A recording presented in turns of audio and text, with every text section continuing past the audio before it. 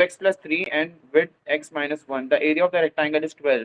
ठीक है, लेंथ और विड्थ दी हुई है, अगर हम लेंथ और विड्थ को मल्टीप्लाई करेंगे तो हम उसको एरिया के बराबर कर सकते हैं. Form an equation in x and show that it reduces to x square plus x minus 15 equals to 0. बहुत आसान है कि अगर आप रेक्टेंगल की एक लेंथ को ब्रेथ से मल्टीप्लाई करते हैं तो हमारे पास क्या आता है, एरिया. ऐसे भी दिखा सकते हो आप लोग, area is equals to length multiplied by width.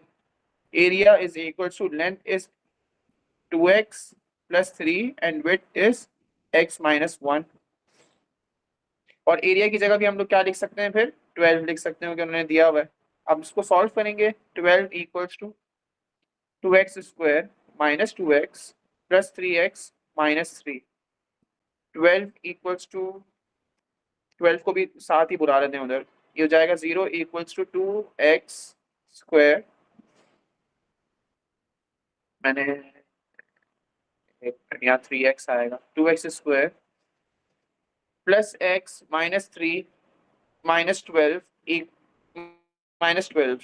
ठीक है, इसके बाद 0 equals to 2x square plus 3, क्या कर रहा हूँ आज मैं, 2x square plus x minus 15. और आप लोग इस तरह भी लिख सकते हो 2x square plus x minus 15 equals to 0. ये हमने शो करना था, हमने शो कर दिया. अब सॉल्व करना है इसको, इसका मतलब है मिडिल टर्म ब्रेकिंग करनी है. मिडिल टर्म ब्रेकिंग करके देखेंगे इसमें 30 के फैक्टर्स निकालने. 30 के फैक्टर्स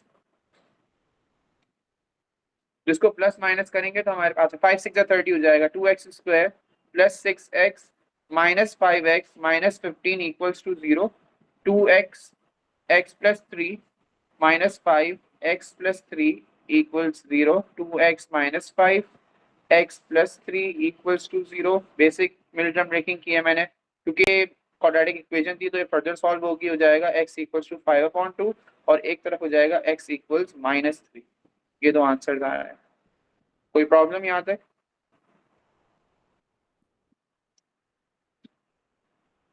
यस हेलो, आप लोग की आवाज हमारी यार. Okay sir. ठीक है, find the perimeter of the rectangle. Perimeter of the rectangle के लिए अब आप लोगों ने दो वैल्यूज निकालनी है, दोनों में से कौन सी यूज करेंगे? ऑफ कोर्स 5/3 लिखेंगे, यूज करेंगे क्योंकि वो पॉजिटिव वैल्यू है.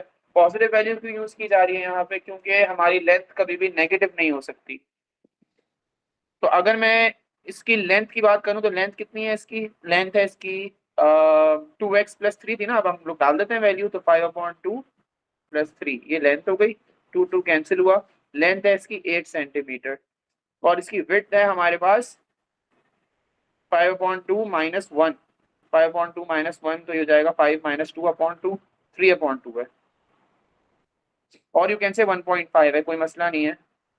तो पेरीमीटर का क्या मतलब होगा? अगर हम रेक्टेंगल बना के देखें तो हमारे पास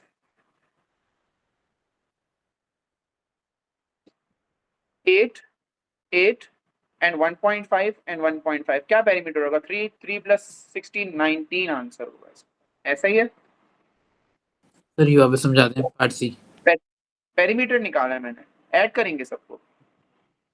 8 प्लस 8 16, 1.5 प्लस 1.5 3 हो गया, तो 16 प्लस 3 19 हो जाएगा. पहले मैंने x की वैल्यूज डाली है. एक्स की वैल्यू डाली और प्लस 3 कहाँ से लिए वो समझ नहीं आया. देखो ना, ये अब आपके पास 2x प्लस 3 था ना, तो इसमें 2x की जगह पे 5/2 डालूंगा ओके ओके. प्लस 3. ठीक है, तो हमारी ये वाली लेंथ आ जाएगी, ये 8 है, ये भी 8 है. विड्थ हमारी क्या है? 5/2 माइनस 1, जिसकी वजह से ये 3/2 आ रहा है. ये 3/2 है, ये भी 3/2 होगी फिर. सही सही समझ आया. और बताओ.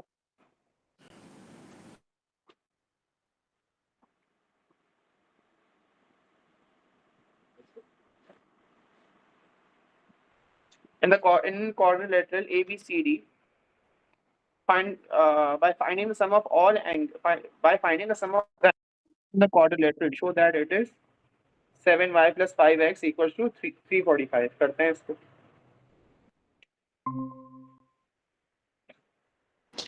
अस्सलाम वालेकुम. वालेकुम अस्सलाम. तुम लोग इतना लेट क्यों ज्वाइन करते हो आजकल?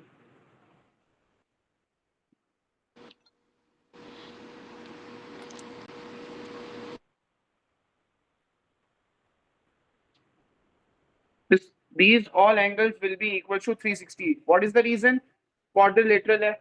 Quadrilateral ये मैंने क्वेश्चन उस वक्त स्किप इसलिए करवाया था क्योंकि क्वाड्रिलेटरल की नॉलेज और ये सब के बारे में नहीं बताया था, क्योंकि हम लोगों ने एंगल्स भी पढ़ लिए हैं, हमें पता है क्वाड्रिलेटरल का सम कितना होता है 360. तो ये सारे एंगल्स को आप ऐड करके 360 के बराबर कर दो. अब वेरिएबल y और x जो होंगे वो मल्टीप्लाई होंगे, कांस्टेंट्स होंगे वो वहां चले जाएंगे. तो 2y plus 3y plus 2y plus 2y plus c हो जाएगा 7y. x plus x plus 3x ये हो जाएगा 5x. कांस्टेंट क्या है? 15. 10 प्लस 5 15 इक्वल टू 360. अब आगे इसको सॉल्व करेंगे, हो जाएगा 7y plus 5x equal to 360 minus 15. 345 is equal to 7y plus 5x. Show हो गया. Yes. Given that angle A is 90 degree, then 2y plus x equals 90. Solve the simultaneous equation to find x and y. ये चीज इन्होंने दी हुई है, इन्होंने बता दिया है. बोला अगर a 90 डिग्री है ना, तो हमारे पास a अगर 90 डिग्री के बराबर है तो 2y plus x equals to 90 बन जाएगा. और ये इक्वेशन उन्होंने यहाँ पे दी हुई भी है, आगे बता भी दिया. अगर ये लोग सिर्फ ये भी कहते हैं ना कि एंगल a is 90 डिग्री, तो हम इसी के बराबर करते हैं ऑफ कोर्स. तो आप लोग के पास अब दो इक्वेशंस आ गई हैं, साइमल्टेनियसली सॉल्व करना है इसको. इट्स अप टू यू कि आप सब्स्टिट्यूशन मेथड करो या एलिमिनेशन मेथड करो. यहाँ पे मैं एलिमिनेशन मेथड करके दिखा देता हूँ. एलिमिनेशन मेथड के लिए आप लोगों के x के वेरिएबल को x के कोफिशिएंट को सेम करना है, तो मल्टीप्लाई बाय 5 कर दो नीचे वाली इक्वेशन को पूरा. ऊपर वाली इक्वेशन एज इट इज लिखो 7y plus 5x equal to 345. और नीचे वाली इक्वेशन जो है वो 5 से मल्टीप्लाई हो जाएगी. 10y plus 5x equals to 95. 9 5 45 450. Elimination है तो माइनस करेंगे ऊपर की इक्वेशन को नीचे की इक्वेशन से. ये हो जाएगा माइनस 3y. 5 और 5 कैंसिल. 5x minus 5x 0. और 345 माइनस 450 करना है. 55 and then 50 15 minus 105. Minus minus cancel. y equals to 105 upon 3. y equals 35 आ रहा है.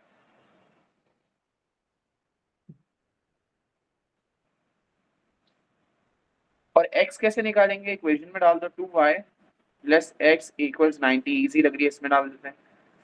235 plus x equals 90.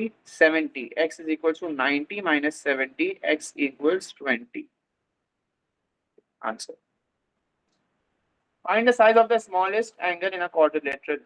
Smallest angle in a quadrilateral. आप लोग x और y की वैल्यू डाल के चेक करो, सबसे छोटा कौन सा आ रहा है वही हमारा आंसर होगा. अगर मैं इनको कंपेयर करूं, ए तो 90 डिग्री है, इन्होंने पहले ही बता दिया है. बी क्या होगा? मोर देन 90 होगा, 90 से ज्यादा होने वाला है. रीजन क्योंकि 3y प्लस एक्स लिखा हुआ है, वो 2y प्लस एक्स था. ए सी क्या है? 2y plus 10. उसको चेक कर लेते हैं. ये हो जाएगा y की 35 आई थी तो 35 टाइम 2 70. 70 प्लस 10 80. ये 80 है. और ये कितना हो जाएगा? 3x. 3x x कितना है? 20. 3 multiplied bye 20 which is 60 and then 65. तो एंगल D जो है वो 65 है. Find the size of the smallest angle. 320 plus 5. 60 plus 5. 65 answer.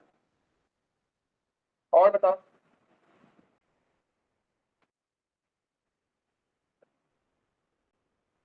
ओ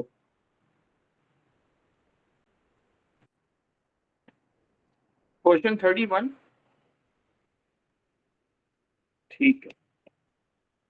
ये साइमल्टेनियस की वर्ड प्रॉब्लम्स की तरह है. करते हैं. A group of 15 adults and 12 children are going on a coach to a concert. The ticket for the coach cost $A for each adult and $C for each child. The total cost for the coach tickets is 324. अच्छा, अगर 15 adult आ रहे हैं और adult की जो cost है वो $A है, तो 15 टाइम्स A हो जाएगा ताकि पूरी अमाउंट बन जाए इनकी 15A. और अगर बच्चों की बात करें वो 12 है तो 12 टाइम्स C करना पड़ेगा, तो उनकी कॉस्ट बन जाएगी 12C. और जो टोटल कॉस्ट बन रही है वो दोनों को ऐड करके होगा 15A plus 12C is equals to 324. अब हमें शो करनी है कि ये ऐसी इक्वेशन बन रही है, तो हमें कॉमन लेना पड़ेगा. 3 कॉमन लो. 3 5 से 15 तो A देन 4C. अगर हम लोग कॉमन लेते हैं 3 और 324 बाहर आ गए. 5a plus 4c is equals to 324 upon 3 हो जाएगा। फिर ये 3 1 जा 3, 3 1 जा 3, 3 0 और 24, 3 8 जा 24। ये बन जाएगा 5a plus 4c is equals to 108। Show. अच्छा, एक इशू है, ये बहुत बच्चे इस इशू को फेस करते हैं। यहाँ पे लिखा हुआ था 324 डिवाइडेड बाय 3, ये कैसे करोगे आप बताओ? पहले 330 से वो कर देंगे, 3 टाइम्स जबरदस्त, 3 टाइम्स 30 और जो और 2 बच गया उसको 24 के साथ भेज देंगे तो 24 हो जाएगा। 3 8 ठीक 24। है, 3 8 24। अक्सर इसको पता है बच्चे कैसे करते हैं, बोलते हैं कि 3 1 जा 3 एंड देन 3 8 जा 24 और वो 18 आंसर देते हैं। That's wrong. तो ये बात याद रही जाए, जिससे आप डिवाइड करवा रहे हो। जैसे फॉर एग्जांपल अगर आप 3 से डिवाइड कर रहे हो और 324 है हमारे पास नंबर, तो यहाँ चेक कर लिया करो पहला डिजिट और उसके बाद दूसरा डिजिट क्या उस नंबर से छोटा है या बड़ा है। जैसे 3 से छोटा है ना 2, तो इसलिए इसको 30 कंसिडर करके सॉल्व किया जाता है। 30 1 जा 30, 3 टाइम्स जा 30 बेसिकली। तो ये चीज जरा ध्यान से देखना आप लोग। ये चीज जैसे अगर 214 है डिवाइड बाय 2 करना है आप लोगों को, तो इसका आंसर क्या होगा? इसका आंसर 17 थोड़ी होगा, इसका 117 होगा। ठीक है, राइट सर। 170 107 होगा इसका आंसर बेसिकली। चलो आगे करते हैं। For the different groups of 2 adults and 3 children the cost is 53। Solve the simultaneous equation. इन्होंने इक्वेशन भी बना के दे दी है। जो स्टेटमेंट इन्होंने यहाँ लिख के दी है उसकी इक्वेशन पहले से बना के दी थी हम लोगों को, ये रही। इधर मैं सब्स्टिट्यूशन मेथड कर रहा हूँ। ए को सब्जेक्ट बना लेते हैं। 5a is equals to 108 minus 4c, a equals to 108 minus 4c upon 5। Subject making में गड़बड़ नहीं होनी चाहिए वरना पूरा आंसर गलत आएगा। नीचे वाली इक्वेशन में भी a को सब्जेक्ट बनाना है। 2a equals to 53 minus 3c, a is equals to 53 minus 3c upon 2। ये बन गया, ये भी हो गया। आपस में इक्वेट करेंगे। 108 minus 4c upon 5 is equals to 53 minus 3c upon 2। Cross multiply करेंगे। 108 को डबल करना है, कितना हो जाएगा? 216। जबरदस्त। 216 minus 8c equals 5 को 53 से मल्टीप्लाई करना है। 5 3 से 15 होता है और 5 5 25 होता है। तो 250 पे 15 ऐड करना है, 265 हो जाएगा ये, और ये 15c हो जाएगा। ऐसे जल्दी जल्दी कैलकुलेशन करनी है। चलो उसके बाद क्या करेंगे? 15 को उधर भेज देते हैं, 216 को उधर भेज देते हैं, तो ये हो जाएगा 15c minus 8c equals 265 minus 260। 7c equals 265 minus 216, 220 and then 45। 45 plus 4 49 हो जाएगा। c equals to 49 upon 7, 7 answer आ जाएगा। c equals to 7। a निकालने के लिए आप 7 को डाल दो कोई सी भी इक्वेशन में, हम इसमें डाल देते हैं। a equals 108 minus 4c upon 5 में डाल देते हैं। तो a इक्वल्स टू 108 माइनस 4, बल्कि नहीं नीचे वाली आसान है ज़्यादा। a equals to 53 minus 3, c की जगह पे 7 डाल दिया upon 2। a is equals to 53 minus 21 upon 2, कितना हो गया? 33 32 32 अपॉन 2 16 16 आंसर आ गया। ये बेसिक साइमल्टेनियस इक्वेशन का। Find the cost of a group of 4 adults and 5 children to travel on the coach. Find the cost for the group of 4 adults and 5 children to travel on a coach. अच्छा, तो हमें पता है ना adult की cost क्या है। तो 4 टाइम्स ऑफ 16 करेंगे प्लस 5 टाइम्स ऑफ 7 करेंगे, तो कितना आ रहा है? 4 16 का 64 प्लस 35, इनको ऐड कर लेते हैं, ये हो जाएगा आपका 99। इतनी कॉस्ट बनी। आंसर है बस।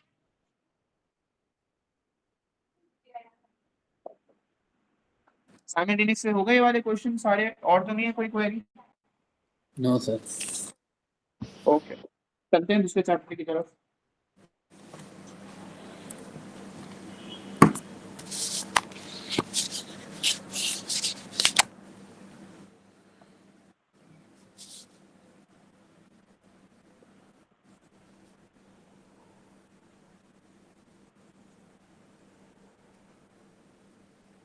कोऑर्डिनेट ज्योमेट्री था उसके बाद।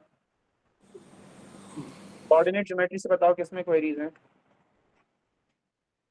अभी। हाँ जी।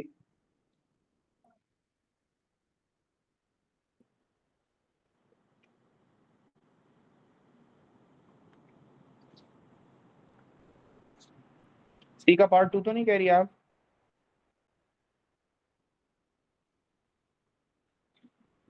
अच्छा, पार्ट 2 वेक्टर है, इसको हम वेक्टर्स में देखेंगे, अभी हमने वेक्टर्स पढ़ा नहीं है। और दूसरा पार्ट सी देख लेते हैं, पार्ट 1 देख लेते हैं। Q is the mid point of the line P Q R. P Q R एक लाइन है, उसका Q मिड पॉइंट होगा। अच्छा, P हमें दिया हुआ है, Q भी हमें दिया हुआ है, R नहीं हमें दिया हुआ, और पी आर का मिड पॉइंट जो है वो Q होगा। यही चीज यहाँ पे लिख के दी है इन्होंने। मतलब एक लाइन जा रही होगी ऐसे, कोऑर्डिनेट P है एक -4,4, एक कोऑर्डिनेट Q है जो कि अननोन है, और कोऑर्डिनेट R है। कोऑर्डिनेट R अननोन है एक्स वाई, और हमें कोऑर्डिनेट Q पता है 3,-2, और पी आर का मिड पॉइंट जो है ना वो Q है। ये चीज उन्होंने यहाँ पे लिख के दी हुई है। हम मिड पॉइंट निकालते हैं। मिड पॉइंट निकालने का तरीका क्या होता है, किसका मिड पॉइंट निकालना है, इसका और इसका निकालना है ना, तो हम इसके कोऑर्डिनेट्स को ऐड करके डिवाइड बाय 2 करेंगे। -4 + x/2, comma 4 + y/2, this will be equals to 3, -2। Because इन्होंने मिड पॉइंट बताया हुआ है, मिड पॉइंट Q होगा, तो हमने इनके मिड पॉइंट निकालने के बाद इसको बराबर कर दिया Q के कोऑर्डिनेट्स से। ये बात समझ में आई या नहीं समझ में आई? जी आ गई समझ। अब इसको बराबर करके सॉल्व कर लेंगे। -4 + x/2 is equals to 3, 4 + y/2 equals to -2। ये हो जाएगा -4 + x इक्वल्स 6, x इक्वल्स 10, और यहाँ पे हो जाएगा -4 -8 आंसर होगा जब इसको सॉल्व करेंगे। तो -10, -8 आंसर आ रहा है। ठीक है, और बताओ क्वेश्चंस।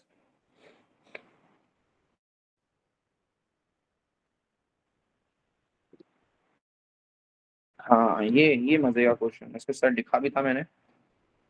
देखो उसको गौर से सुनना, ये बिल्कुल डिफरेंट है। एक क्वेश्चन आया था काफी डिफरेंट था 2016 में। तो अब जैसे इन्होंने कहा है, अब द ग्रेडियंट इज, इसमें मैं ए भी समझा रहा हूँ, बी भी समझा दूंगा। अभी मैं, अगर मैं ए समझाऊं, इसमें भी थोड़ा सा वेक्टर का पार्ट है, लेकिन आप लोग कर सकते हो अगर आप लोगों के पास ग्रेडियंट का कॉन्सेप्ट है तो कर लेते हैं। यहाँ पे सबसे पहले ग्रेडियंट 0 का मतलब है लाइन आपकी बिल्कुल बिल्कुल हॉरिजॉन्टल होगी। अच्छा, और लेंथ ऑफ ए भी 10 यूनिट्स बताया हुआ है। अच्छा, और कुछ बताया हुआ है? The coordinates of the mid point बताए हुए हैं। ठीक है, 1,2 है। ये ए है, ये बी है, हमें बताना है ए क्या होगा और बी क्या होगा। ऐसा ही है। अब लाइन अगर हॉरिजॉन्टल है तो इसका मतलब है coordinate of y coordinate of A and y coordinate of B भी सेम होंगे। ये भी 2 होगा और ये भी 2 होगा, बिकॉज अगर ग्राफ बना हुआ होगा ना ऐसे, तो ये जाके लाइन कहाँ होगी, 2 पे कट कर रही होगी, बिकॉज दैट इज वाई यहाँ पे 2 लिखा हुआ है। ये बात समझ में आई कि नहीं समझ में आई? वापस बोलिएगा सर। देखो, अगर आपके पास एक हॉरिजॉन्टल लाइन है ना, वो हॉरिजॉन्टल लाइन y एक्सिस पे कट कर रही होती है जाके, ये हमने काफी दफा देखा है। तो अगर इन्होंने देखो कोऑर्डिनेट दिया हुआ है कि coordinate of mid point is 1,2 है, इसका मतलब है जो हॉरिजॉन्ट, क्योंकि लाइन हॉरिजॉन्टल है तो y कोऑर्डिनेट जो है 2 है, तो हर पॉइंट पे y कोऑर्डिनेट 2 होने वाला है। बात समझ में आई? हाँ सही सही। x कोऑर्डिनेट का गेम हम लोग यूनिट से समझेंगे। अगर ये लोग कह रहे हैं टोटल 10 यूनिट है, तो इसका मतलब अगर मिड पॉइंट से देखे तो ये 5 यूनिट यहाँ की होगी और 5 यूनिट यहाँ से होगी। अगर 5 यूनिट फॉरवर्ड जाओगे तो कोऑर्डिनेट बी मिलेगा आप लोगों को। एक्स कोऑर्डिनेट के फॉरवर्ड जाओगे, ये एक्स कोऑर्डिनेट अगर 1 पे है, इसके आगे जाओ 5 यूनिट्स मोर तो 6 हो जाएगा, तो ये होगा 6,2। और इधर ही यहाँ से अगर 5 कोऑर्डिनेट बैक जाओगे तो ए का कोऑर्डिनेट मिल जाएगा विच इज -4। तो ये थोड़ा सा डिफरेंट था। इसका आंसर है -4,2, और बी का कोऑर्डिनेट है 6,2। ठीक है, जी। If the gradient of A B is 3/4, now what is gradient? मुझे ग्रेडियंट बताओगे क्या होता है? क्या एम कहते हैं gradient? हाँ ग्रेडियंट, गैस बताओ। एम स्लोप जो होता है ना, स्लोप होता है। Change in y upon change in x बोल सकता हूँ ग्रेडियंट को। यस। अगर ऊपर इन्होंने 3 लिख के दिया है तो उसका मतलब है चेंज इन वाई कितना है 3 है और चेंज इन एक्स कितना है 4, ये भी बोल सकता हूँ मैं।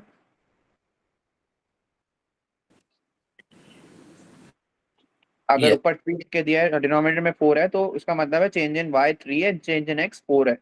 अच्छा एक ये भी पता चल गया कि स्लोप पॉजिटिव होगी, ये भी पता चल गया, बहुत सारी चीजें पता चल गई हम लोगों को। चलो अब सबसे पहले तो हम लोग अगर इस लाइन का मिड पॉइंट देखें, इस लाइन का मिड पॉइंट कितना है 1,2 है। लाइन ए भी है ना। अब वो कह रहे हैं कि अगर ग्रेडियंट 3/4 होता तो ए भी क्या होता, तो बाकी केसेस सेम रहेंगे। अब इसमें ये कह रहे हैं कि 1,2 ही है मिड पॉइंट, और अब आप लोग बता रहे हैं कोऑर्डिनेट ए क्या होगा और कोऑर्डिनेट बी क्या होगा। आई बात समझ में? जी। चलो पोजीशन से समझेंगे इसको। अगर मैं मिड पॉइंट पे हूं और मुझे पॉइंट बी पे जाना है तो मुझे एक्स कोऑर्डिनेट के लिए ऐसे जाना पड़ेगा और वाई कोऑर्डिनेट के लिए अब जाना पड़ेगा लाइक दिस। ये बात समझ में आई? अगर मैं एक्स की मूवमेंट करूंगा और फिर वाई की मूवमेंट करूंगा तो मैं कोऑर्डिनेट बी तक पहुंच सकता हूं। अब इस एक्स में चेंज कितना है, इसमें एक्स में चेंज ग्रेडियंट से पता चलेगा कितना चेंज है हमारे पास। एक्स में 4 चेंज है और वाई में 3 चेंज है, तो 4 चेंज आएगा अगर कोऑर्डिनेट 1 पे है और आप 4 चेंज कर रहे हो तो कोऑर्डिनेट हो जाएगा 5। और अगर वाई कोऑर्डिनेट में 3 का चेंज है, अगर आप 2 कोऑर्डिनेट पे बैठे हुए हो तो अगर आपको अब जाना है, कितना अब जाएंगे हम लोग, 3 अब जाएंगे, टोटल 5,5 आंसर आ जाएगा फॉर बी। ये बात समझ में आई? यस। इसी तरीके से अगर मुझे कोऑर्डिनेट ए की तरफ पहुंचना होगा तो मैं क्या करूंगा, कोऑर्डिनेट ए के लिए जाने के लिए मैं थोड़ा नीचे जाऊंगा और फिर बैक जाऊं। अगर एक्स की मूवमेंट पहले करना चाह रहे हो तो वो और ज्यादा बेहतर है। तो एक्स की मूवमेंट पहले का मतलब है अगर मुझे कोऑर्डिनेट ए पे पहुंचना है तो मुझे ऐसे बैक जाना पड़ेगा लाइक दिस, और फिर उसके बाद मुझे डाउन जाना पड़ेगा। और से समझना ये बात, उधर कहाँ जाना पड़ रहा था मुझे, आगे फॉरवर्ड एंड अब जाना पड़ेगा। तभी मैंने फॉरवर्ड में मेरे पास चेंज एक्स का 4 था, तभी मैंने 4 प्लस करा कोऑर्डिनेट के साथ, 1+4 किया तभी। और y का चेंज मेरे पास क्या था, 3 अप था, 3 पॉजिटिव था, तो इसलिए 2 कोऑर्डिनेट पे बैठा हुआ था इसलिए +3 किया तभी 5,5 आया। ये बात थी। अब अगर मुझे ए पे जाना है फ्रॉम द मिड पॉइंट तो मुझे बैक जाना है एंड डाउन जाना है। बैक जाने का मतलब है कि मुझे -4 करना पड़ेगा कोऑर्डिनेट के साथ और -3 करना पड़ेगा y कोऑर्डिनेट के साथ। तो अगर 1,2 है तो 1,2 से -4 करो तो ये हो जाएगा आपका -3, और अगर y कोऑर्डिनेट जाऊंगा मैं बैक तो हो जाएगा -1। ए होगा -3, -1। आई बात समझ में? पोजीशन का गेम है सारा कि आप कैसे, अगर आप हॉरिजॉन्टल आगे मूव, अगर आप लोग ये समझ जाओगे ना कि इसका क्या मतलब है, इसका मतलब है कि 3 पॉजिटिव है और 4 पॉजिटिव है। मूवमेंट मूवमेंट समझ में आ जाएगी। अब आपको क्या करना है, पीछे जाना है और नीचे जाना है फॉर ए, आगे जाना है और ऊपर जाना है फॉर बी। आगे ऊपर का मतलब है पॉजिटिव पॉजिटिव, पीछे नीचे का मतलब है नेगेटिव नेगेटिव। क्योंकि आप लोग को ये भी समझना होगा कि ये एक्सेस वर्क कैसे करते हैं। एक्सेस में वाई अप जाओगे तो वाई पॉजिटिव होगा, वाई डाउन जाओगे तो वाई नेगेटिव होगा, एक्स बैक जाओगे तो एक्स नेगेटिव होगा, एक्स फॉरवर्ड जाओगे तो एक्स पॉजिटिव होगा। तो ये कॉन्सेप्ट है इस क्वेश्चन के अंदर। और बताओ questions.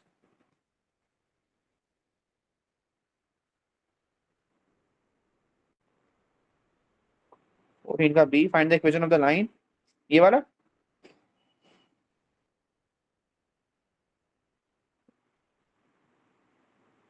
M is the midpoint of PQ। PQ कहाँ है भाई? M is the find the coordinates of Q। M is the midpoint of PQ। M is the midpoint of PQ। M दिया हुआ है। अच्छा ये वही क्वेश्चन है अपना फातिमा जो अभी हम लोगों ने ऐसा किया ना यहाँ पे, ये वाला बिल्कुल वैसा ही क्वेश्चन है। ये भी आपको मैं बना के दे देता हूँ, आप खुद ट्राई करना, इंशाल्लाह हो जाएगा। आप लोग के पास M कोऑर्डिनेट मौजूद है, ऊपर से आप चेक कर सकते हो। M कोऑर्डिनेट आप लोग को दिया हुआ है, कहाँ गया? M कोऑर्डिनेट दिया हुआ है आपको 0,4, और P कोऑर्डिनेट दिया हुआ है आप लोगों को -3,10। तो ये लाइन मोस्ट लाइकली अगर ऐसे बन रही है, एग्जाम्पल है वो, तो आप पॉजिटिव ग्रेडियंट बनाओ नेगेटिव ग्रेडियंट बनाओ, कॉन्सेप्ट चेंज नहीं होने वाला मिड पॉइंट का। तो अगर आपके पास ये बोल रहे हैं कि M is the mid point तो M बीच में डाल दो of the line PQ। P पता है कोऑर्डिनेट, -3, 10 है p कोऑर्डिनेट। q कोऑर्डिनेट नहीं पता, q कोऑर्डिनेट के लिए x, y लगा दो। अब अगर आप इसका मिड पॉइंट निकालोगे ना पी क्यू का, तो आपको उसको बराबर करना पड़ेगा m से। -3 + x/2 इज इक्वल्स टू 0। आई बात समझ में? 10 + y/2 इक्वल्स टू 4। तो ये कोऑर्डिनेट्स आ गए। अब आप इसको सॉल्व करोगे, x और y कोऑर्डिनेट इसमें सॉल्व करके दे देना। चलो और बताओ।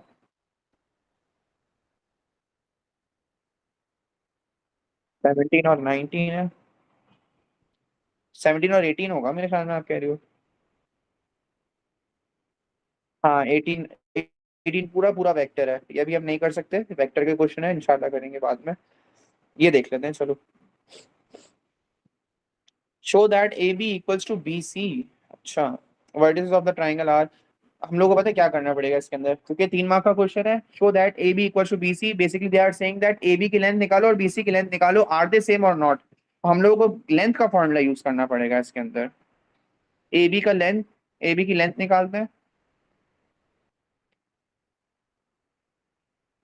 ए बी की लेंथ निकलेगी हमारे पास √ऑफ x2 - x1 का whole square plus y2 - y1 का whole square for A B. x2 - x1 तो 6 - 0 का होल स्क्वायर प्लस -1 - 7 का होल स्क्वायर। ये आ रहा है 6 स्क्वायर प्लस -8 स्क्वायर। ये हो जाएगा आपके पास 36 + 64। ये हो जाएगा आप लोग के पास √ऑफ 100 विच इज 10 यूनिट्स। 10 यूनिट्स आपकी लेंथ आ रही है ए बी की, और बीसी की भी निकालनी पड़ेगी। अब बीसी के निकालने के लिए भी फॉर्मूला यही लगेगा। उसके अंदर हमारे पास बी कोऑर्डिनेट और सी कोऑर्डिनेट को फोकस करो, तो √ऑफ x2 - x1। अच्छा, मैंने y2 - y1 लिख दिया पहले, कोई मसला नहीं है, आंसर कोई गड़बड़ नहीं होने वाली है आंसर में। पहले आप y2 - y1 का whole square plus x2 - x1 का होल स्क्वायर करोगे, जब भी कोई मसला नहीं है, क्योंकि आफ्टर ऑल ये प्लस ही हो रहे हैं। तो y2 - y1 plus x2 - x1 किया है मैंने, x2 - x1 एक ही बात है, चेक कर सकते हो आप लोग। इसमें भी यही करेंगे। पहले मैं y2 ही कर लेता हूँ, इसके अंदर भी y2 - y1 का whole square plus x2 - x1 का whole square. B C equals to √ऑफ -4 + 6 10 होता है, 10 का स्क्वायर और प्लस -1 + 1 0, तो 0 का स्क्वायर। ये क्या हो गया, 0 का square. B C equals to √ऑफ 10 स्क्वायर, और 0 का तो खत्म ही हो गया, तो अंडर रूट कैंसिल करेंगे। B C equals to 10 unit आ रहे हैं यहाँ पे भी। हेंस प्रूव के बी सी की भी लेंथ 10 यूनिट्स है और ए बी की भी लेंथ 10 यूनिट्स है। ये बात समझ में आ गई? सिर्फ डिस्टेंस का मैंने फॉर्मूला लगाया और कुछ भी नहीं किया है मैंने। जी सर, आगे समझ। Okay okay good. Find the area of triangle A B C. इसमें वर्टिसेस ऑफ ट्राइंगल्स को जरा समझते हैं। अगर हम लोग एक छोटी सी पिक्चर बना लें इसकी ए बी सी की, तो किस तरह की बनेगी पिक्चर? कोऑर्डिनेट ए कहाँ पे, 7, 0। तो लेट्स से कोऑर्डिनेट ऑफ ए यहाँ पे 7, 0। और एक ग्राफ ही बना लेते हैं, चलो ऐसे बना लेते हैं एक रफ ग्राफ। 7, 0 ये रहा।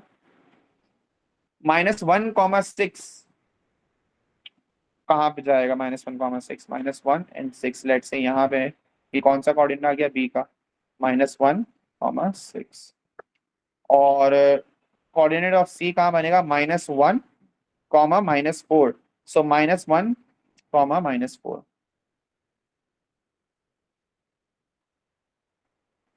ये कोऑर्डिनेट आ गया, ये कोऑर्डिनेट आ गया, और ये कोऑर्डिनेट आ गया।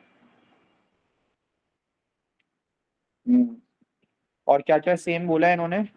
ए सी और ए बी ना, ए बी, ए सी और ए बी 10 यूनिट्स है दोनों।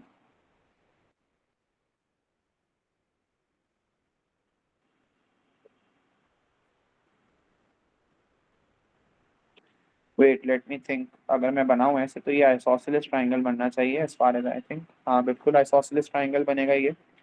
और 7,0 यहाँ पे थोड़ी सी गड़बड़ लग रही है मुझे। -1 -4 and 6, -4 and 6 में 5 10 का यूनिट, 10 का गैप है। तो बेस 10 है, हाइट कितनी लूंगा मैं? 7 लूंगा क्या? नहीं -1, हाइट में 8 लूंगा। सबर करना 1 मिनट।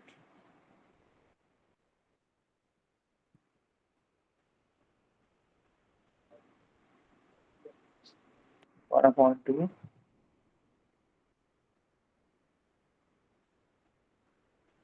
Multiplied by base. अगर मैं बेस BC भी कहता हूँ तो BC की बेस कितनी है हमारे पास?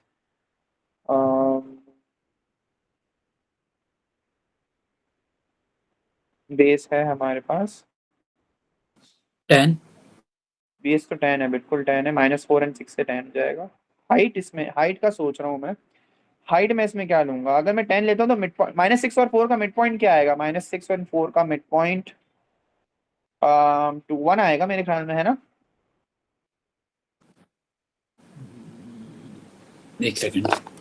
जी सर, वन आएगा। -6 + 4 1 आएगा। अब अगर 1 का मिड पॉइंट ले रहा हूँ तो मुझे ये भी देखना पड़ेगा 1 and 0 की लेंथ का फर्क, इसमें भी डिस्टेंस निकालना पड़ेगा फिर तो। 1 यहाँ पे आएगा, यहाँ पे मैं फंस रहा हूँ थोड़ा सा। -1, वन -1, 1 and 7, 0 की लेंथ निकालनी पड़ेगी। इतना मुश्किल होना ही नहीं चाहिए, कोई कोई चीज मैं मिस आउट कर रहा हूँ। चलो लेंथ निकाल लेते हैं A और M की, इसके मिड पॉइंट की, क्योंकि अगर हम लोग ट्राइंगल की बात करें ना, आइसोसेलेस ट्राइंगल की, तो आइसोसेलेस ट्राइंगल के अकॉर्डिंग हमारी जो बेस होती है, हमारे जो पॉइंट्स होंगे, हमारी जो आइसोसेलेस लेंथ होंगी, उधर से हाइट बिल्कुल बीच में से लेनी होती है हमें। तो हमें AM की लेंथ निकालनी ही पड़ेगी। AM की लेंथ निकालेंगे तो क्या हो जाएगा आपके पास? वही y2 - 7 का होल स्क्वायर करते हैं, 0 - 1 का होल स्क्वायर अंडर रूट में, प्लस 7 -1 का whole square into square plus -1 square under root 1 plus 64 under root of 65। Strange है, कुछ मैं चीज मिस आउट कर रहा हूँ शायद। आया कौन था?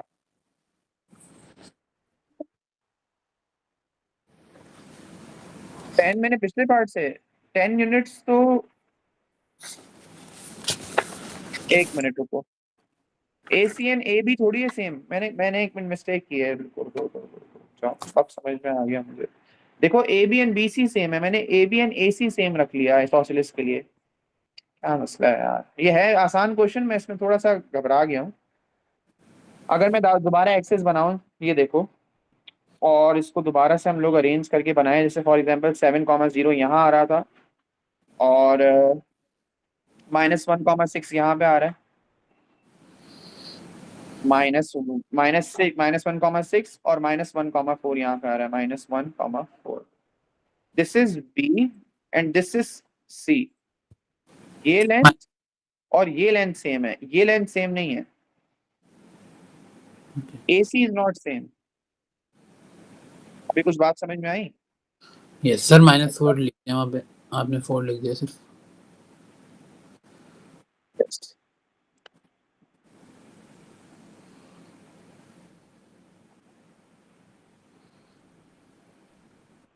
एक मिनट रुको, ये लेंथ और ये लेंथ सेम है ना, और ये लेंथ सेम नहीं है, तो इसका जो मिड पॉइंट होगा ना, वो हाइट बनेगी इस ट्राइंगल की। अब बात समझ में आ गई मुझे भी। इसका जो मिड पॉइंट होगा, वहां से हाइट बनेगी, अगर कोऑर्डिनेट यहाँ पे C है, और कोऑर्डिनेट C क्या है? -1, -4। तो इसका मिड पॉइंट क्या होगा? सबसे पहले तो ये देखते हैं हम लोग। -1, -4 और 7, 0 का मिड पॉइंट क्या होगा? 6 अब और 3 हो जाएगा 3, और -4 ये हो जाएगा -2। 3, -2 मिड पॉइंट होगा। अब हम लोग को चाहिए होगी BM की लेंथ, जो कि हमारी हाइट बनेगी, और लेंथ ऑफ ए सी भी चाहिए होगी। यार ये इतना मुश्किल क्वेश्चन था नहीं, ये क्या मैं मिस आउट कर रहा हूँ उसमें। एसी की लेंथ भी चाहिए होगी हमें, बीएम की लेंथ भी चाहिए होगी, दोनों की लेंथ निकाल के हम लोग एरिया ऑफ ट्राइंगल तो निकाल लेंगे, लेकिन there has to be a shortcut. देख लेते हैं चलो।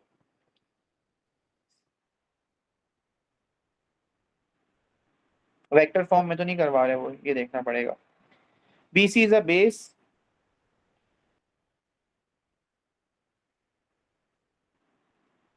BC बेस क्यों है, एक मिनट रुको।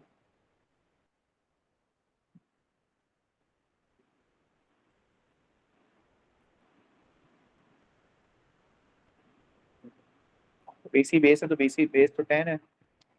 BC इज बेस तो बेस 10 है हमारे पास, 10 ले ली इन्होंने। Height of triangle from A to BC, from A to BC, ये तो हम कर ही रहे थे। और उसमें इन्होंने लेंथ निकाली हुई है, 8 यूनिट्स आ रही हैं उसकी लेंथ। 7 माइनस माइनस 1, 8 लेंथ कैसे आ रही है। 7 माइनस माइनस 1 की है इन्होंने। -1, -4, 6 है तो 10 यूनिट्स आ गया। इसके बिल्कुल बीच में से अगर ये लोग कह रहे हैं हाइट है, ये कैसे हाइट हो सकती है बीच में से, तो बीच में अगर जा रहा होगा ये, तो बीच में तो पॉइंट नहीं है यहाँ पे, यहाँ तक 6 यूनिट्स है और यहाँ तक 4 यूनिट्स है। -4 है ना, तो 4 यूनिट्स है। 10 यूनिट ऐसे बन रहा है, हाइट इसकी बीच में नहीं आएगी। अच्छा हम लोग ऐसे भी तो ले सकते हैं, अगर कोई भी ट्राइंगल अगर हम लोग बनाए, लेट्स से हम यही ट्राइंगल बना रहे हैं, ऐसा अजीब सा बना रहे हैं, if it is not isosceles, but अगर हम लोग इसकी वर्टिकल हाइट लें लाइक दिस, तब भी तो ये हाइट कहलाएगी और ये बेस कहलाएगी। ये बात समझते हो मैंने क्या बोला। देखो अगर एक ट्राइंगल बना रहा हूं मैं, एक बात समझना, फिर इसको कर लूंगा, फिर मैं समझा दूंगा। पहले बात बताओ मुझे, आप लोग को ये बात समझ में आती है कि ये हाइट बन जाएगी, ये पूरी बेस बन जाएगी, तो एरिया ऑफ ट्राइंगल आ जाएगा। Yes so according to this इन्होंने सॉल्व किया है, इन्होंने क्या किया है, इन्होंने इसको हाइट बोला है, और हाइट इन्होंने वर्टिकली ली है, बिल्कुल वर्टिकल, अगर हम मतलब हॉरिजॉन्टल हाइट ली है एक तरीके से, इसको इन्होंने हाइट बोला हुआ है। तो अगर मैं इसके यूनिट्स काउंट करूं, 7 एक्स कोऑर्डिनेट में 7, तो यहाँ तक 7 है और यहाँ -1 है, तो 1 यूनिट है, टोटल 8 यूनिट ये हो जाएगा। तो उन्होंने हाइट को बोला है 8 और बेस को इन्होंने बोला है यहाँ पे 10। 10 यूनिट्स ये क्यों है, ये तो हमने डिस्कस किया हुआ है। BC की लेंथ भी हमारी 10 निकली थी ऊपर, और वैसे भी अगर हम लोग देखें 6 और -6 और -4 से जा रहे हैं, तो 10 आ रहा है, तो 10 यूनिट से हो जाएगा 1/2 मल्टीप्लाइड बाई 8 मल्टीप्लाइड बाई 10 से निकल जाएगा 40।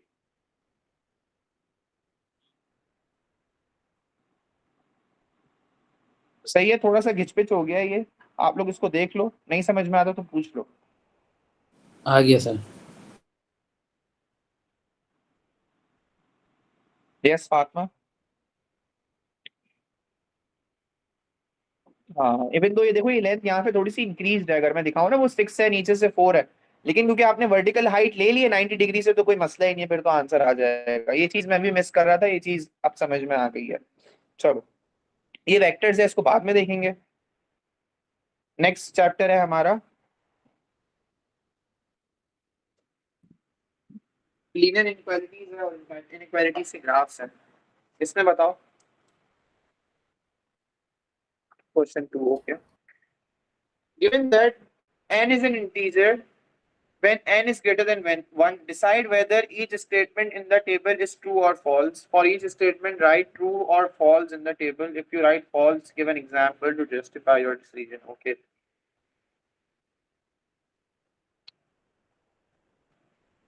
n is greater than 1 है, तो n क्यूब से भी क्या होगा, अगर मैं क्यूब रूट लगाऊंगा 1 का, क्यूब रूट 1 ही आता है, n इज ग्रेटर देन 1 ही आएगा, तो ये चीज तो हमारे पास सेम है।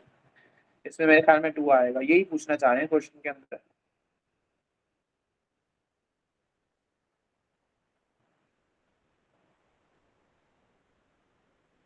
वेट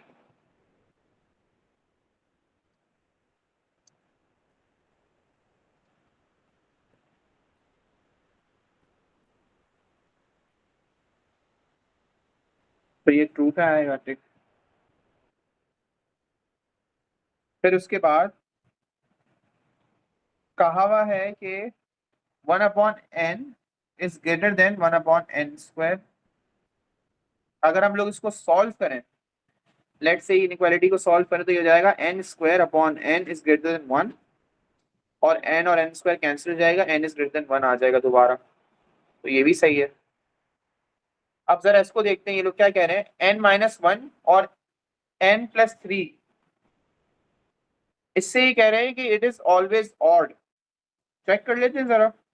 अगर हम लोग इसको, इस पे हम लोग कोई वैल्यू डालें, फॉर एग्जांपल मैं 1 डाल रहा हूं, समझना जरा, n-1 और n+3 लिखा हुआ है, अगर मैं इसमें 1 डाल के चेक कर रहा हूं तो ये 1-1 0 हो जाएगा, और 1+3 ऑटोमेटिकली जब ये 0 हो जाएगा तो बाकी जो भी आ रहा है नंबर वो भी 0 हो जाएगा, तो वो 0 आ गया। अगर मैं 0 को कंसिडर नहीं कर रहा, अब मुझे ऑलवेज ऑड में चेक करना है, मैं 1 डाल के चेक किया, 0 आ रहा है, इसके बाद के नंबर्स देखते हैं। 2 डाल के चेक करें तो 2-1 2+3, ये हो गया 5, और ये हो गया आपके पास 1, 5 1 5 इधर भी आ रहा है।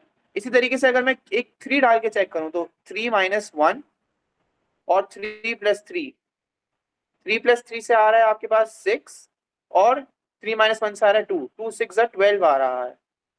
तो इसका मतलब है ये स्टेटमेंट गलत है,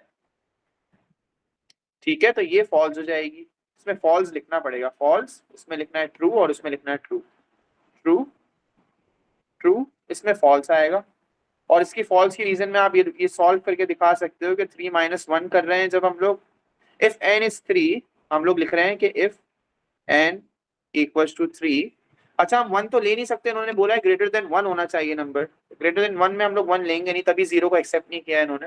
हम लोग डायरेक्ट 2 लेंगे और 3 लेके चेक करेंगे। 2 लेके चेक कर रहे हैं तो 5 आ रहा है, 3 लेके चेक कर रहे हैं तो 5 आ रहा है, तो 5 ऑड नंबर है, तो इनकी ये बात तो ठीक हो रही है। लेकिन हम लोग अगर 3 लेके चेक कर रहे हैं तो 3 से हमारा इवन नंबर आ रहा है, तो हम लोग इसको दिखा भी सकते हैं एक्सप्लेनेशन के अंदर कि 3-1 कर रहे हैं और 3+3 कर रहे हैं हम लोग, आंसर हमारा 12 आ रहा है, ठीक है।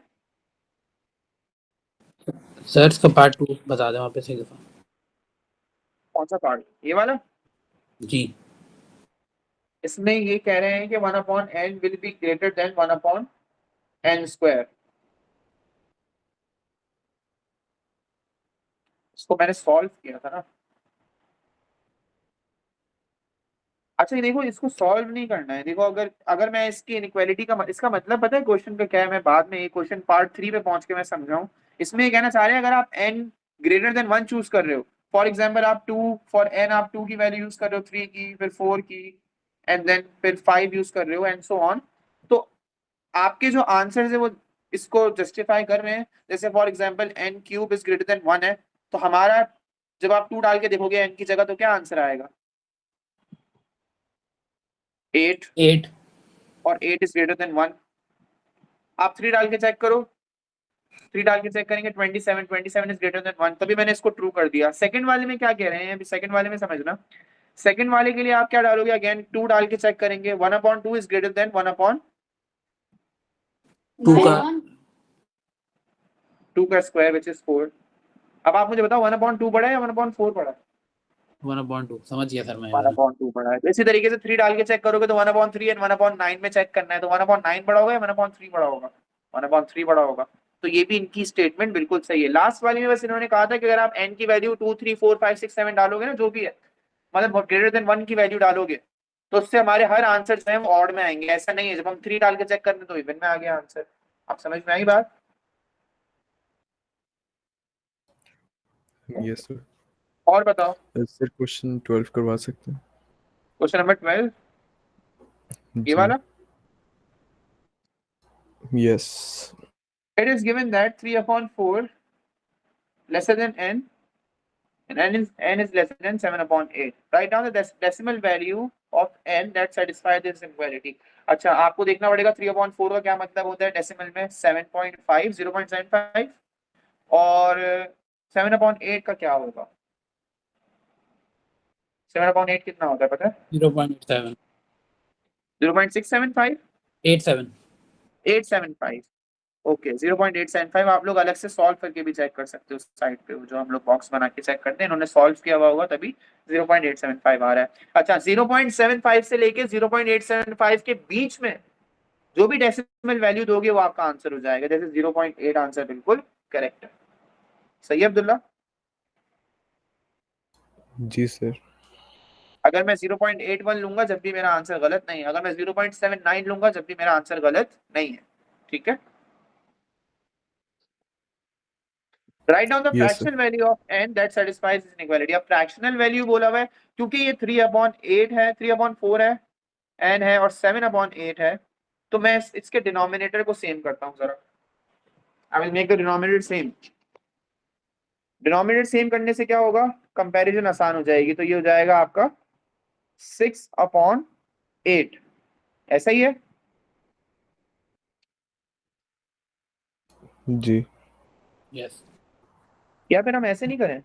ये भी एक तरीका है। वैसे तो 6.5/8 कर देंगे फिर उसको फ्रैक्शन में चेंज कर देंगे, लेकिन एक और आसान तरीका बताता हूँ मैं आपको। 0.8 लिया ना आपने डेसिमल वैल्यू, ये भी करेक्ट है, इनके बीच में आ रही है, इसी को फ्रैक्शन में कन्वर्ट कर दो, 8/10 कर दो, विच इज 4/5। आंसर सही है। ठीक है। Yes yes sir. ओके और बताओ।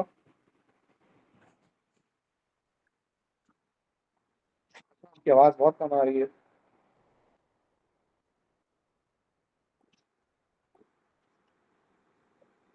क्वेश्चन 18 का। Okay question 18 find the true solution of this which are negative integers. Okay solve करेंगे पहले इसको। सॉल्व करने के लिए 4 डिवाइड हो रहा है, वहां मल्टीप्लाई करा देते हैं दोनों से, या वहां एलसीएम लेना चाहो तो वहां एलसीएम भी ले सकते हो। तो ये हो जाएगा x/3 -1/1, 3 से मल्टीप्लाई होगा, ये भी 3 से हो जाएगा। तो ये जाएगा basically x-3/3 lesser than 3x/4। अब क्रॉस मल्टीप्लाई कर देंगे तो ज्यादा आसान है, हो जाएगा 4x-12 लेसर देन 9x। 4 को वहां भेजूंगा, -12 को ये रहने दूंगा, तो ये हो जाएगा आपका 9x -4x 5x greater than -12, -12/5 and then x। इसको फर्दर सॉल्व कर सकते हैं। 5 2 जा 10 होता है एंड देन 2 बच पॉइंट डेसिमल लगाएंगे 2 20 बनेगा, 5 4 जा 20, सो इट इज -2.4। बेसिकली आप लोग अलग से सॉल्व भी कर सकते हो या डायरेक्ट भी कर सकते हो। अब इन्होंने कहा है कि find the two solutions of this equation which are negative integers. Negative integers का मतलब है होल नंबर्स में हो और नेगेटिव भी हो। तो x इज ग्रेटर देन -2.4, तो -2 हो सकता है क्योंकि -2 इज ग्रेटर देन -2.4 और -1 होगा। ठीक है। जितनी वैल्यू कम होगी और नेगेटिव होगी तो उसका मतलब वो बड़ी वैल्यू है। तो सर 1 से हमें वो छोटे नंबर लिखने थे राइट? हमें -2.4 से बड़े नंबर लिखने थे। -2 से बड़ा। अब मुझे बताओ -2 बड़ा है या -2.4 बड़ा है? -2 -2 बड़ा है, -1 बड़ा है। गुड, -2 भी बड़ा है, -1 बड़ा है, तो हमने बड़े नंबर लिख दिए। इसके अलावा क्योंकि देखो x बोल रहे हैं x इज ग्रेटर, तो x इज ग्रेटर देन -2.4, तो -2 हो सकता है x, -1 भी हो सकता है x, 0 1 2 3 4 5 ये भी हो सकता है। बट इन्होंने नेगेटिव इंटीजर्स पूछे हुए, तो दो ही नेगेटिव इंटीजर आने, -2 एंड -1। क्लियर? यस। और बताओ।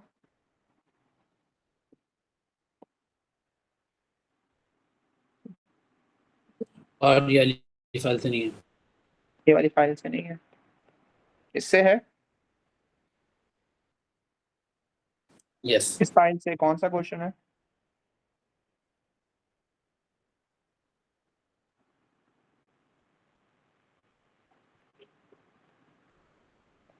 हम्म, हाँ ये बहुत इंटरेस्टिंग क्वेश्चन होते हैं। पेन खराब हो जाएगा। अच्छा, the diagram shows the graph of, हाँ ये ग्राफ्स बने हुए हैं। मैं इसका पार्ट ए भी देख लेता हूँ ताकि अगर कुछ लिंक्ड हो तो फिर मैं देख लूँ यहाँ पे।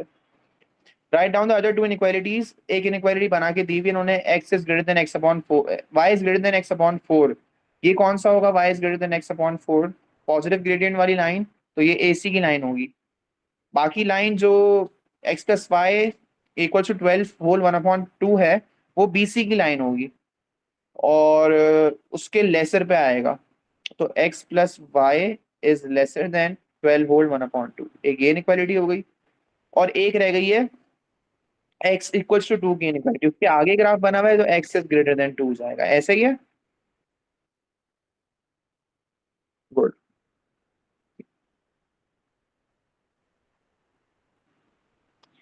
तो p क्या है, x कॉमा y, उसमें एक्सप्लेन किया है x and y are integers, okay. x and y lies inside, inside को बोल्ड भी किया हुआ है, इसका मतलब है बॉर्डर पे भी नहीं होना चाहिए, इनसाइड होना चाहिए, in the inside the triangle ABC।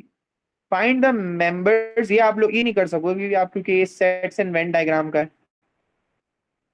ये हम लोग करेंगे आगे। कुछ ही चैप्टर्स रह गए हमारे, sets and Venn diagram, transformation और नंबर पैटर्न और वेक्टर्स, इनको करना है।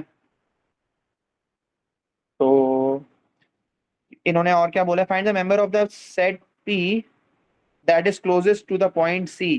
पॉइंट C के क्लोजेस्ट कोऑर्डिनेट पूछना चाह रहे हैं ये लोग, जो इंटीजर हो, ठीक है। तो set P that is closest two point C, coordinate set P का मेंबर, सेट P मतलब P में इन्होंने कहा हुआ है कि एक्स वाई इंटीजर होंगे, ट्राइंगल के अंदर होंगे, ट्राइंगल के अंदर हो और क्लोजेस्ट टू C हो। तो हमारा कोऑर्डिनेट हो सकता है 8 और 4, बट ये भी तो 9 है, ये भी तो इंटीजर वैल्यू है, और ये भी हमारे पास 3 है, तो ये भी बोल सकते हैं हम लोग 9,3 भी हमारा ट्राइंगल के अंदर आ रहा है, तो 9,3 हमारा आंसर होगा। जी सर, ठीक है, हाँ बोलो। इसमें ये वाला करवा दें, स्किप 9 वाला, वो समझ नहीं आया। ये वाला, यस। चलो ठीक है। Diagram shows 10 points which with coordinates h comma k where h and k are integers, ठीक है। For these 10 points find the maximum value of k minus h। अच्छा, maximum value of k minus h का मतलब है कि अगर मैं k बड़ा रखूं और h छोटा रखूंगा तो मेरा आंसर बड़ा आएगा। k coordinate x coordinate, k coordinate y coordinate है जी, फातिमा कुछ कह रही हो?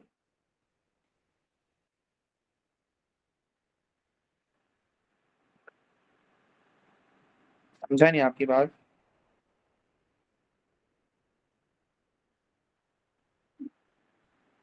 हाँ हाँ, लेकिन नहीं नहीं, वो नहीं है, ये अलग है।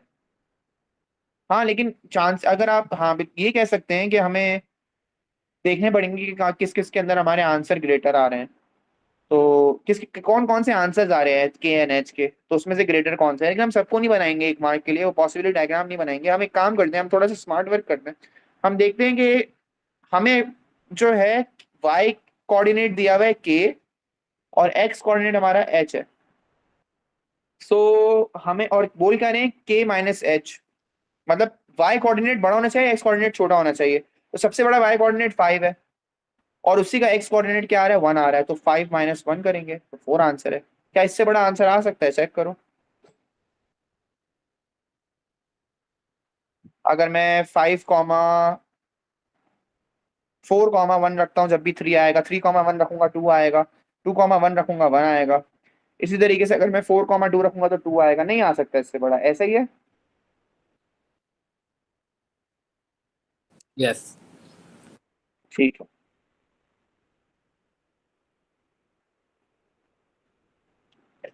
नेक्स्ट पार्ट पे देखते हैं। The value of k for the point that lies on the line y equals 1/2x। y equals 1/2x की लाइन कैसे बनाए, y इक्वल्स टू 1/2x की लाइन ग्राफ में कैसे बनाए, ये कुछ पता है? ग्राफ में लाइन कैसे बनाते हैं आप लोगों को पता है, लीनियर लाइन? जी फालतू, टेबल बनाएंगे। अगर टेबल बनाए या अभी हम लोग कुछ रैंडम पॉइंट्स भी लेने हैं। अब मुझे ये बताओ, 0 पे 0 होगा? अगर x 0 लेता हूं तो y भी 0 होगा। यस। ओके, तो एक कोऑर्डिनेट ये आ गया 0,0 का, और एक कोऑर्डिनेट हम उठा लेते हैं, जब हमारा x2 होगा तो y कितना आ रहा है? x2 y भी 2 आ रहा है, 3 भी आ रहा है, 4 भी आ रहा है। नहीं, x2 होगा तो y क्या आ रहा है, चेक करो, इस इक्वेशन में डालो ना, जब x2 होगा तो y क्या आ रहा है, 1 आ रहा है जी। x2 है तो y 1 है, ये कोऑर्डिनेट हो गया। जब x4 है तो y कितना आ रहा है, 2 आ रहा है, ये रहा। तो ये कैसी लाइन बन रही है, और इसमें कौन सा कोऑर्डिनेट आ रहा है, 4,2 का आ रहा है। तो वैल्यू ऑफ के मतलब y वैल्यू बताओ, तो y वैल्यू 2 है। कुछ समझ में आया? सर वापस में बता दें। वापस बता देता हूँ। देखो हम लोगों को ये कह रहे हैं कि value of k for the point that lies on the line this, in points में से कौन सा पॉइंट इसमें लाई कर रहा है, इस लाइन पे लाई कर रहा है, ये वाला पॉइंट, ऐसा ही है। जी। और इन्होंने कहा था h कॉमा k, मतलब k क्या है, y कोऑर्डिनेट, तो इस पॉइंट का y कोऑर्डिनेट क्या आ रहा है, 2 आ रहा है, that is y k equals to 2 है। अभी कुछ समझ में आया? हाँ सर समझ आ गया।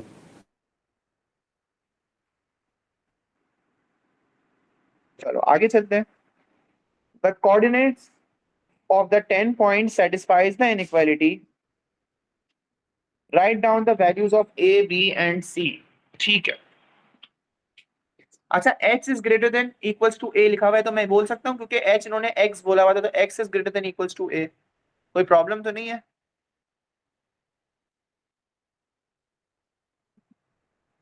No sir. इसी तरीके से ये जो k है इसको y बोल सकते हैं, y is greater than equals to B, और x plus y is lesser than equals to C।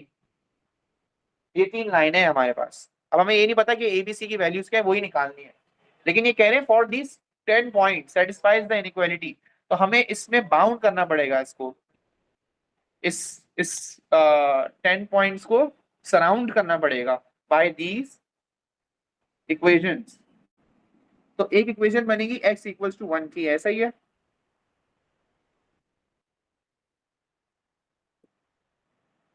पहले ये बताओ बात,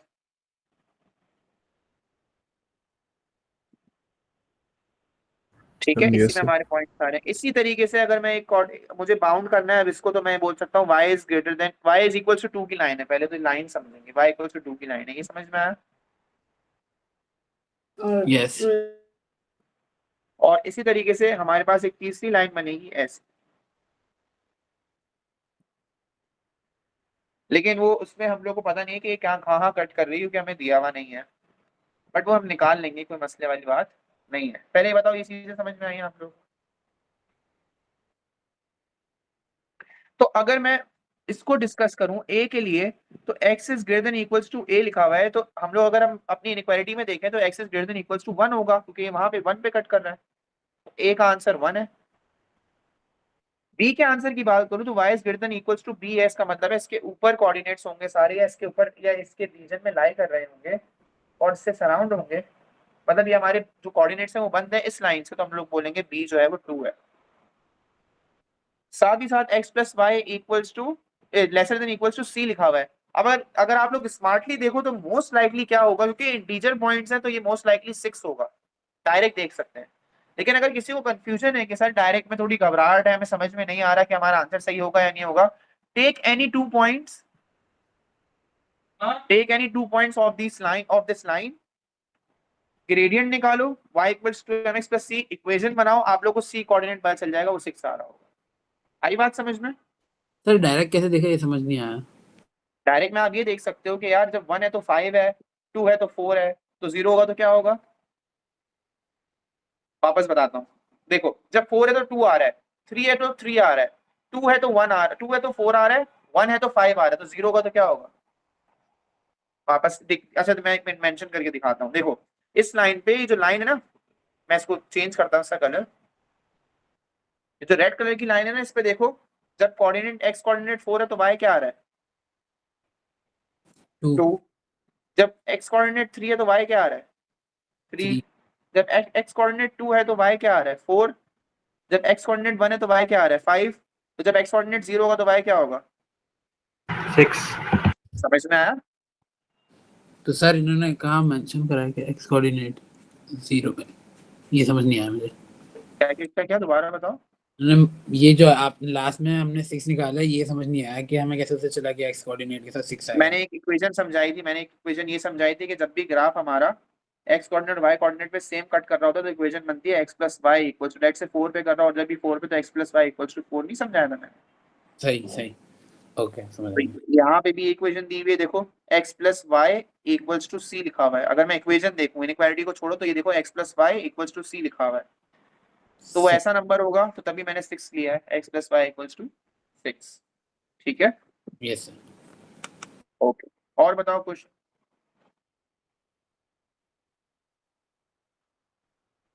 21 का,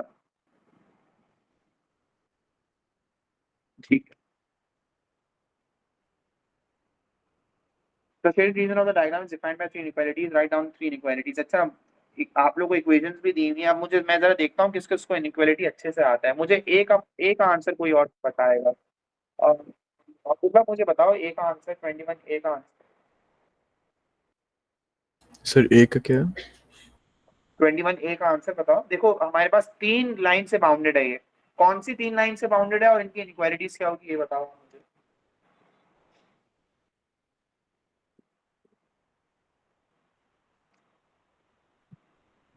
देखो एक लाइन ये रही, एक लाइन ये रही, और एक लाइन ये रही। इससे हमारा शेप बाउंडेड है, चेक करो।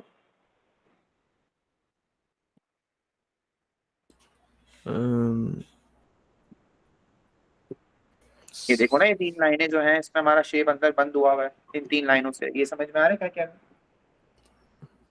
यस। अब मुझे बताओ इनकी इक्वेशंस क्या है। दोनों दो की इक्वेशन उन्होंने दी हुई है। किस किस की इक्वेशन है? अगर मैं ये बोलता हूँ कि ये लाइन 1 है, this is line 1, this is line 2 and this is line 3।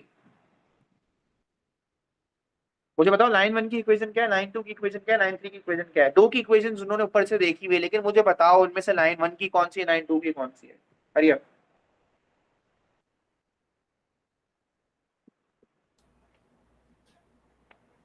Yes. Sir नहीं पता।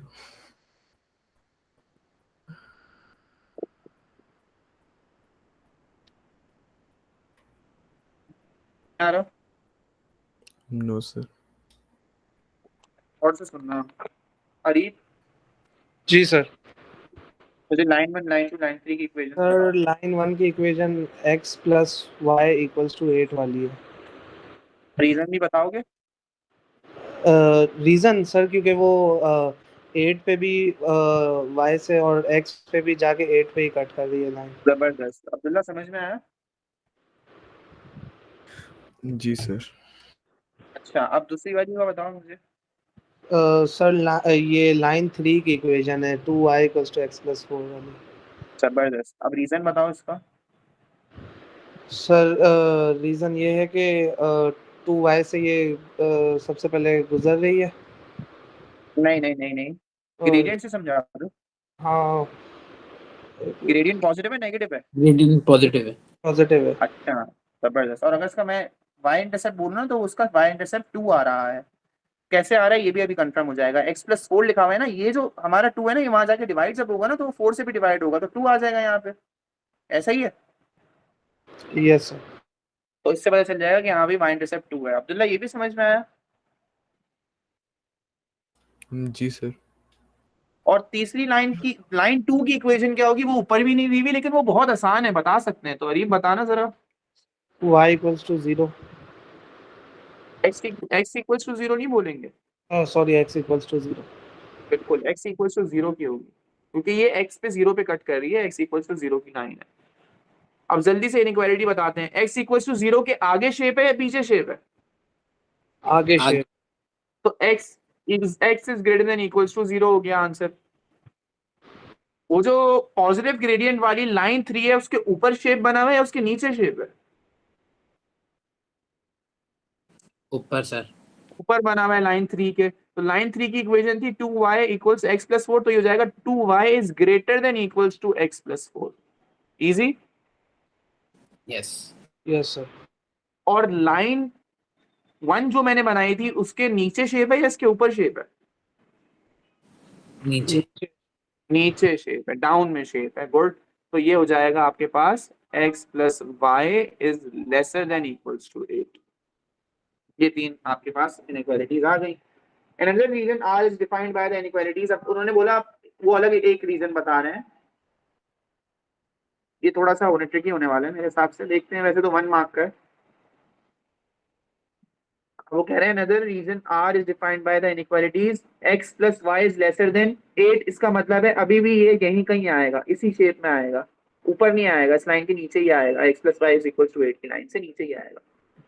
उसके बाद क्या कह रहे हैं कि 2y is lesser than 2y is lesser than बोल रहे हैं, हमारे ग्रेटर देन में ये शेप आएगा, 2y is lesser than का मतलब है इस लाइन के नीचे, तो इस लाइन के इधर और इस लाइन के नीचे, तो यहाँ पे शेप होगा, यहाँ पे होगा मोस्ट लाइकली इन दो इनइक्वालिटीज से। ये बात समझ में आई? Yes sir. ओके, अब वो कह रहे हैं कि y is greater then a, मतलब एक और लाइन लेकर आओ, लेट्स से अगर ये लाइन है, एक ऐसी लाइन लेकर आओ ऊपर, या तो ये 1 पे होगी, या तो ये 2 पे होगी, या तो ये 3 पे होगी, या तो ये 4 पे तो नहीं हो सकती, 3 पे हो सकती है, 2 पे हो सकती है, 1 पे हो सकती है, 0 पे हो सकती है। लेकिन उन्होंने फिर कंडीशन रखी होगी, देखते हैं क्या कंडीशन रखी है। इसको मैं रेड से दिखा देता हूँ ताकि आप लोगों को चल जाए। अभी ये लाइन है, हमें नहीं पता ये y इक्वल टू 0 की लाइन बनेगी, हमें नहीं पता कि y इक्वल टू 1 की लाइन बनेगी, या y इक्वल टू 2 की बनेगी, या y इक्वल टू 3 की बनेगी, हमें नहीं पता, अभी देखते हैं। दिस रीजन, अगर ये रीजन डिफाइन हो जाता है तीनों इनइक्वालिटी से, तो वो कह रहे हैं कि this reason contains 5 point with integer coordinates. अच्छा, इंटीजर कोऑर्डिनेट्स होंगे, तो अगर मैं इसको यहाँ पे रखता हूँ तो बहुत सारे कोऑर्डिनेट्स बनेंगे, आप लोग चेक कर सकते हो। 1,1 बनेगा एक कोऑर्डिनेट, एक 2,1 बनेगा, एक 3,1 बनेगा, 4,1 बन सकता है, 5,1 बन सकता है, 6,1 बन सकता है। तो कितने 1 2 3 4 5 6 कोऑर्डिनेट्स तो यहीं पे हो गए। इन्होंने बोले 5 पॉइंट्स होने चाहिए, सिर्फ 5 कोऑर्डिनेट्स होने चाहिए, तो इसको ऊपर ले आओ।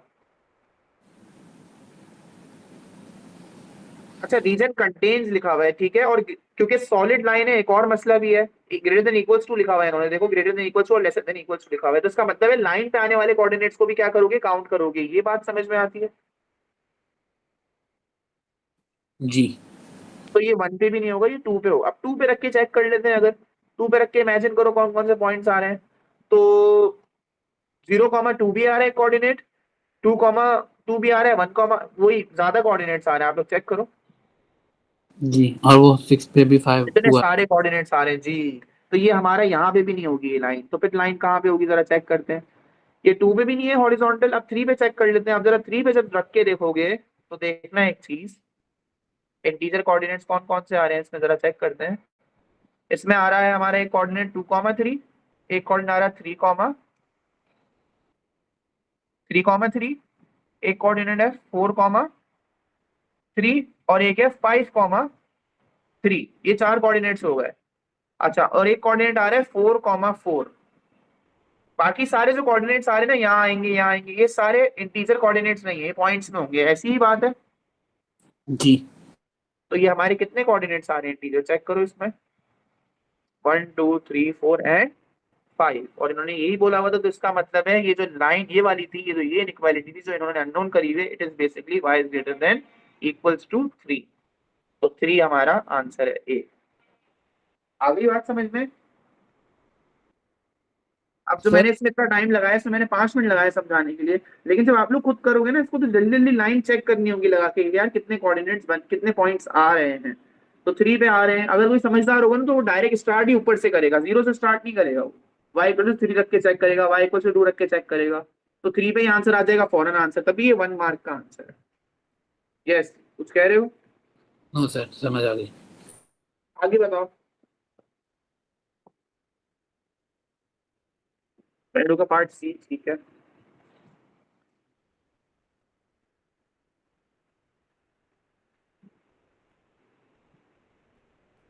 जाओ एक मिनट, मैं पार्ट ए पार्ट बी भी करवा देता हूँ।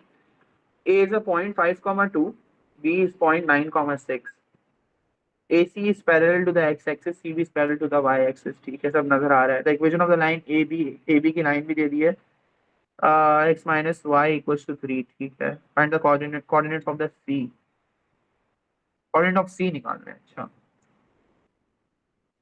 A कोऑर्डिनेट क्या दिया है इन्होंने, 5,2, तो C कोऑर्डिनेट का भी y कोऑर्डिनेट 2 होगा। इस बात पे एग्री करते हो आप लोग, क्योंकि हॉरिजॉन्टल लाइन है। और B कोऑर्डिनेट दिया हुआ है 9,6, क्योंकि बी में x कोऑर्डिनेट 6 है, क्योंकि ये वर्टिकल लाइन है, तो सी का भी x कोऑर्डिनेट 9 होगा, तो 9,2 आंसर है इसका। ये कुछ बात समझ में आई कि नहीं? Okay, the region inside a triangle is defined by 3 inequalities, write down these inequalities. बहुत आसान है, क्योंकि ये 9 पे कट कर रही है। कैसे पता चला? क्योंकि कोऑर्डिनेट ऑफ B9 था, 9,6 था। और ये वाला हमारा कट कर रहा है यहाँ पे 2 पे। ये कैसे पता चला? क्योंकि हमारा कोऑर्डिनेट ऑफ A 5,2 था। तो सारी चीजें हमें देखो इस तरीके से पता चल रही हैं आप। तो इस लाइन को क्या बोलूंगा? ये जो ऐसे लाइन चल रही है AC की लाइन, AC की लाइन कहलाएगी y इक्वल्स 2 की, और BC की लाइन कहलाएगी x इक्वल्स 9 की। अरीब सही है? जी सर, समझ गया। और तीसरी लाइन तो हमें दी हुई है AB equals to x minus y equals to 3, तो उसकी तो टेंशन लेनी ही नहीं है। तो तीनों लाइन ये रही। अब इन्हीं को इनइक्वालिटी से डिफाइन करना है।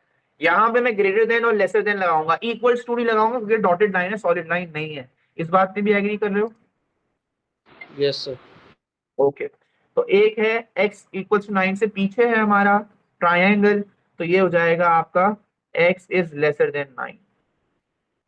y के ऊपर है हमारा ट्राइंगल y इक्वल्स टू 2 के, तो y इज ग्रेटर देन 2। और ये जो AB की लाइन है इसके नीचे है हमारा ट्राइंगल, तो उसमें बोलेंगे हम लोग x minus y is lesser than 3। ठीक है,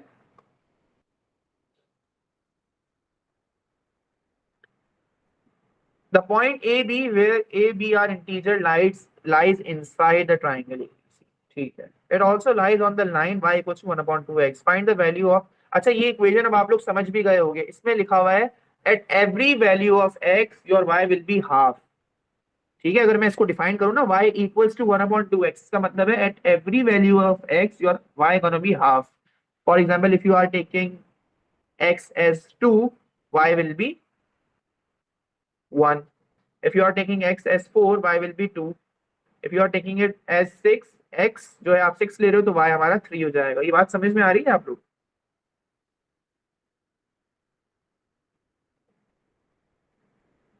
at every value of x जी हमारा सर। y हाफ हो रहा है। ये लिखा हुआ भी है, देखो y equals to half of x। इसको समझेंगे ना तो इस तरह लिखा हुआ है, y equals to half of x। समझ गए? जी सर। तो ये कहना चाह रहे हैं कि it also lies on the line. एक पॉइंट ऐसा है जो ट्राइंगल के अंदर है और इस लाइन के ऊपर भी, इस लाइन के ऊपर भी लाई करता है। तो पॉइंट बता दो वो ये कह रहे हैं। तो सबसे पहले ये लाइन बनानी पड़ेगी ना हम लोगों को। अच्छा, ये लाइन बनाते हैं जरा। इस लाइन बनाने के लिए हमारे पास कोऑर्डिनेट्स, तो हमारे पास वो एक्सिस मौजूद नहीं है पूरा। बहरहाल उसका कोई मसला नहीं है, हम कुछ करते हैं। हम ABC के कोऑर्डिनेट्स लिखते हैं। सबसे पहले 9,2 ये था, B कोऑर्डिनेट था हमारे पास 9,6, और हमारे पास A कोऑर्डिनेट था हमारा 5,2। 0 से वो लाइन स्टार्ट होगी, और अगर ये 5 और 9 है तो यहाँ पे 5 है अगर, और यहाँ पे 9 है, तो ये होगा आपका 6 भी यहीं पे होगा, 7 भी यहीं होगा, और 8 भी यहीं पे होगा, और 9 है। इसी तरीके से अगर कोऑर्डिनेट बी को देखूं, यहाँ पे हमारे पास 2 है, यहाँ पे हमारे पास 6 है, तो यहाँ पे 3 भी होगा, यहाँ पे 4 भी होगा, यहाँ पे 5 भी होगा। देखो हमने एक एक्सेस बना लिया अपनी मर्जी से, बन सकते हैं, कोई मसले वाली बात नहीं है। जरा समझते हैं इसको। जब हमारा x 8 होगा तो हमारा y कितना आएगा? 4 आएगा। x 8 y 4, ऐसे गुजरेगी लाइन। और जब हमारा, अब देखो हमारा जब 5 आ रहा है ना, x 5 है, तो y हमारा 2.5 आएगा, और ट्राइंगल से बाहर भी आ रहा है। जब हम लोग, हमारा x 6 होगा तो y हमारा क्या आने वाला है? 4 आने वाला है, तो वो ट्राइंगल के ऊपर आ रहा है। अगर हमारा x 8 है तो y हमारा क्या आ रहा है? 4 आ रहा है। यही कोऑर्डिनेट जो है, यही तो आ रहा है हमारा पॉइंट। हमारा जो कोऑर्डिनेट बन रहा है अभी a और b का, वो कोऑर्डिनेट बेसिकली क्या है? 4,8।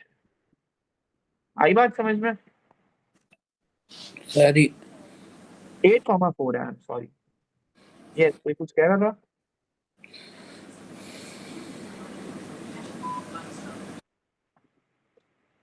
अगर कोई कंफ्यूजन है तो पूछो, सही वापस एक्सप्लेन कर दें।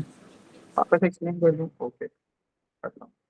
पहले मैं खुद आंसर भी देख लूं। 22 था ना ये? आंसर तो आई एम 100% श्योर सेम आएगा, उसके अलावा और कुछ चांसेस है नहीं। 8,4 ही आ रहा है। ठीक है, देखो मैं ये कहना चाह रहा हूँ इसके अंदर, ये कह रहे हैं क्वेश्चन के अंदर के कोऑर्डिनेट ऐसे आएंगे, जो आपका एक्स कोऑर्डिनेट और वाई कोऑर्डिनेट का कनेक्शन है ना, वो ये है कि अगर एक्स कोऑर्डिनेट आप एक स्पेसिफिक नंबर लेते हो तो उसका वाई कोऑर्डिनेट उसका हाफ आने वाला है। तो हमारे कोऑर्डिनेट्स ऐसे होने चाहिए, मतलब अगर आपने 6 लिया है तो 6,3 होना चाहिए, अगर आपने 8 लिया है तो 8,4 होना चाहिए। सर 4,8 नहीं 8,4। जी क्या कह रहे हो? किधर बोला उन्होंने हाफ आना चाहिए, ये समझ नहीं आया। ये देखो ना, ये इक्वेशन इक्वेशन को तो देखो। अच्छा सही। इसका मतलब है आप जो कोऑर्डिनेट ले रहे हो, it should also lie on the line y = 1/2x। अब कुछ समझ में आया? जी इसके हिसाब से हमें ये देखना है कि हमें ट्राइंगल के अंदर से एक ऐसा कोऑर्डिनेट लेना है, ट्राइंगल के अंदर में से एक ऐसा कोऑर्डिनेट लेना है जो हमारे उस लाइन पे भी लाई करता हो, जिसके कोऑर्डिनेट्स आएंगे आपके, लेट्स से अगर 8 है तो 4, अगर आपके फॉर एग्जांपल 3 है तो सॉरी, अगर आप लोग का 6 है तो 3 आए, अगर आप लोग 2 ले रहे हो तो 1 आए। समझ में आ रही है बात? ओके, तो सिर्फ यहाँ अब पे अगर एक मैं ऐसे ही अगर मैं कोऑर्डिनेट। 2, अब सुनो सुनो सुनो, एक मिनट सुनो, अगर मैं x2 लेता हूँ तो y तो 1 आ रहा है, तो यहाँ पे आ रहा है, ट्राइंगल के आउटसाइड है। अगर आप लेते हो 2 लिया तो आपका 1 आ रहा है, और अगर आप लेते हो 4, 4 यहाँ पे होगा, या 4 चलो यहाँ पे भी है, 4 पे 2 अगेन ये ट्राइंगल के बाहर आ रहा है। अगर आप लेते हो 6 तो 6 पे आंसर आएगा आपका 3, 6 पे आंसर 3 पे ट्राइंगल की लाइन पे आ रहा है। समझ में आ रही है बात? जी सर समझ गया मैं सही से। इसी तरीके से अगर आप 7 लोगे तो 3.5, लेकिन आपको इंटीजर कोऑर्डिनेट लेने हैं, तो अगर आपके पास 8 हो गया तो क्या आ रहा है आंसर आपका 8 पे 4 आ रहा है। अब बात समझ में आई? यस, अगर हम 7 नाइन पे लेते नाइन तो। लेंगे नहीं, 9 लेंगे नहीं, और 10 तो बाहर ही आ जाएगा ट्राइंगल के। जी सही है। सही है? किसी को कोई सवाल है इससे रिलेटेड? तो 7 क्यों नहीं ले सकता? 7 और 3.5 भी तो आ रहा है, 7 देखूं और 3.5 भी तो आ रहा है। सर लेकिन वो वो क्यों नहीं एक पॉइंट आ रहा है ना इंटीजर है? के। हाँ, टीचर बोले इन्होंने। अब समझ में आ गई बात? जी yes Fatima, Abdullah, Harif. Yes sir, आ गए। ओके गुड, जी आगे सर। बताओ। आप फातिमा क्या कह रही हो?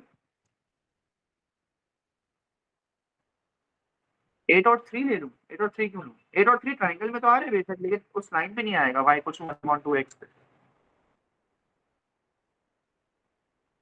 क्या ये? और बताओ इसमें से।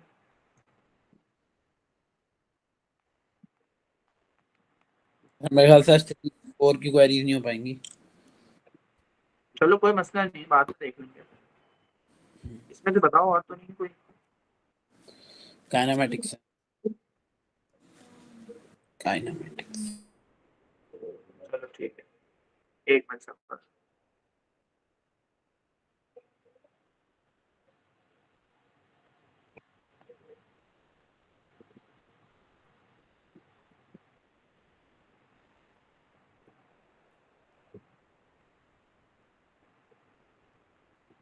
हम्म,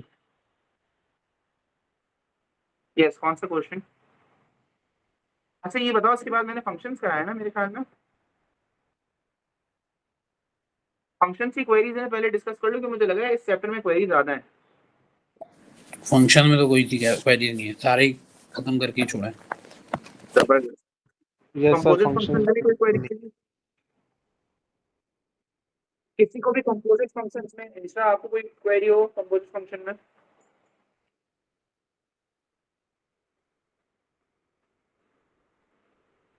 आज में नहीं है, चलो मसला नहीं है।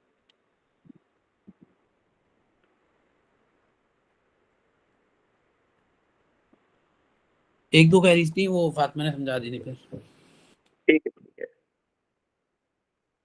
उजैफा भी नहीं है क्लास, उजैफा है class.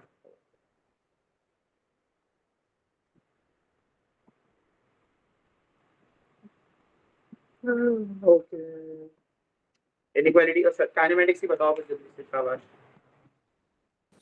Sir question 3।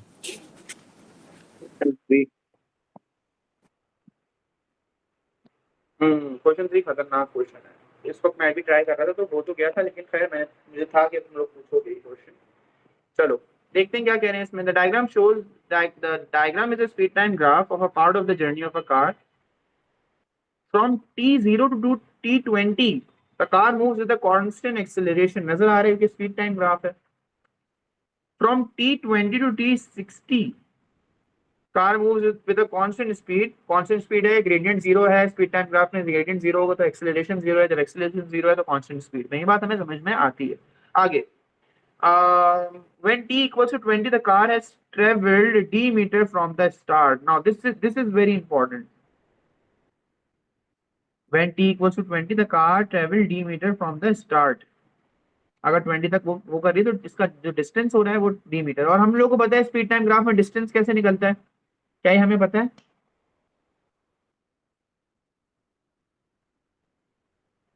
Area under the graph. ठीक है, तो ये अगर मैं इस ट्राइंगल एरिया ऑफ ट्राइंगल करूंगा तो ये area of triangle will be equals to D. सही है। अब आगे देखते हैं और क्या कह रहे हैं। Calculate the value of T when the car has travelled 2d from the start. अच्छा, 2t फ्रॉम द स्टार्ट। इसका कहने का मतलब ये है कि अगर यहां से लेके यहां तक d है, थोड़ा सा आगे में एक और d होगा, तब ये दोनों d मिला के 2d हो जाएंगे। तो पहले तो हमें ये देखना है कि डिस्टेंस कितना निकल रहा है ट्राइंगल का। तो ट्राइंगल का डिस्टेंस कैसे निकलेगा? 1/2 मल्टीप्लाइड बाय बेस है हमारे पास 20 मल्टीप्लाइड बाय हाइट है हमारे पास u, ये हो गया 10u। तो एक d का मतलब है 10u। ये बात समझ में आती है? Yeah. सही है। अब हमें वो टाइम बताना है जिसमें आंसर क्या आ जाए, एक और 10u आ जाए, तभी 10u प्लस 10u हो जाएगा, क्योंकि एक 10u d के बराबर है।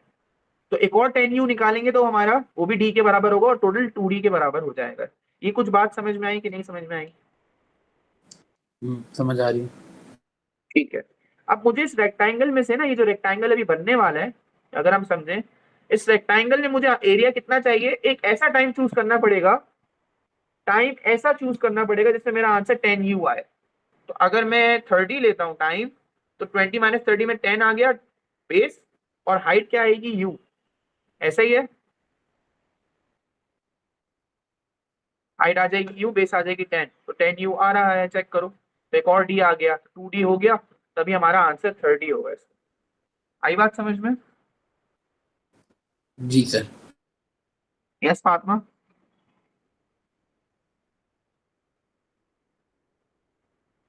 ओके, सर मुझे क्वेश्चन था। हाँ पूछो। सर जब टाइम 20 है और क्या नाम है, इधर टाइम 20 है फर्स्ट वाले ट्रायंगल में, तो हमारे पास 10u आ रहा है। हाँ, तो इधर हमारा टाइम 30 में ही 10u कैसे आ सकता है? क्योंकि देखो रेक्टेंगल और ट्राइंगल में एक चीज का बड़ा फर्क है। ट्राइंगल, मैंने मेंसुरेशन में भी समझाया है, triangle is basically half of rectangle. अगर मैं ट्राइंगल के दो टुकड़े कर देता, ट्राइंगल का 1/2 बेस इनटू हाइट फार्मूला क्यों होता है, कभी सोचा है? रेक्टेंगल का फार्मूला होता है बेस एंड हाइट। अगर ये बेस है और ये हाइट है फॉर एग्जांपल, तो रेक्टेंगल का फार्मूला होता है बेस मल्टीप्लाई बाय हाइट। इसी को मैं आधा कर दूं 1/2 बेस इनटू हाइट, तो मैं ट्राइंगल की बात कर रहा हूँ। ये बात समझ में आई? यस सर, आ गए। तो रेक्टेंगल को आधा करोगे तो वो किसके बराबर आएगा? ट्राइंगल के बराबर आएगा। तो यहाँ पे मैं रेक्टेंगल को तो आधा नहीं कर रहा, मैं रेक्टेंगल की बेस को आधा कर लेता हूँ ताकि ट्राइंगल के बराबर का एरिया है। आप समझ में आया? यस सर, आ गए। थोड़ा सा ये माइंड गेम है, अच्छी बात है अगर आपको समझ में आ गया, गुड। अब बी की तरफ चलते हैं। At t equals to 60, the car slows down with a constant deceleration. कह रहे हैं तो 60 के बाद है जो मैंने बनाया है ग्राफ में एक्स्ट्रा, आप लोग ग्राफ बना हुआ नहीं होगा, उसमें कहा जा रहा है कि डिसेलरेशन हो रही है constant. This deceleration is half of the acceleration between t0 to t20. During this period of the deceleration, calculate the value of t when the car has a speed of u upon 4 meters per second. थोड़ा सा tricky है, एक दफा इसको दोबारा पढ़ो अपने पास, ये लोग कहना क्या चाह रहे हैं।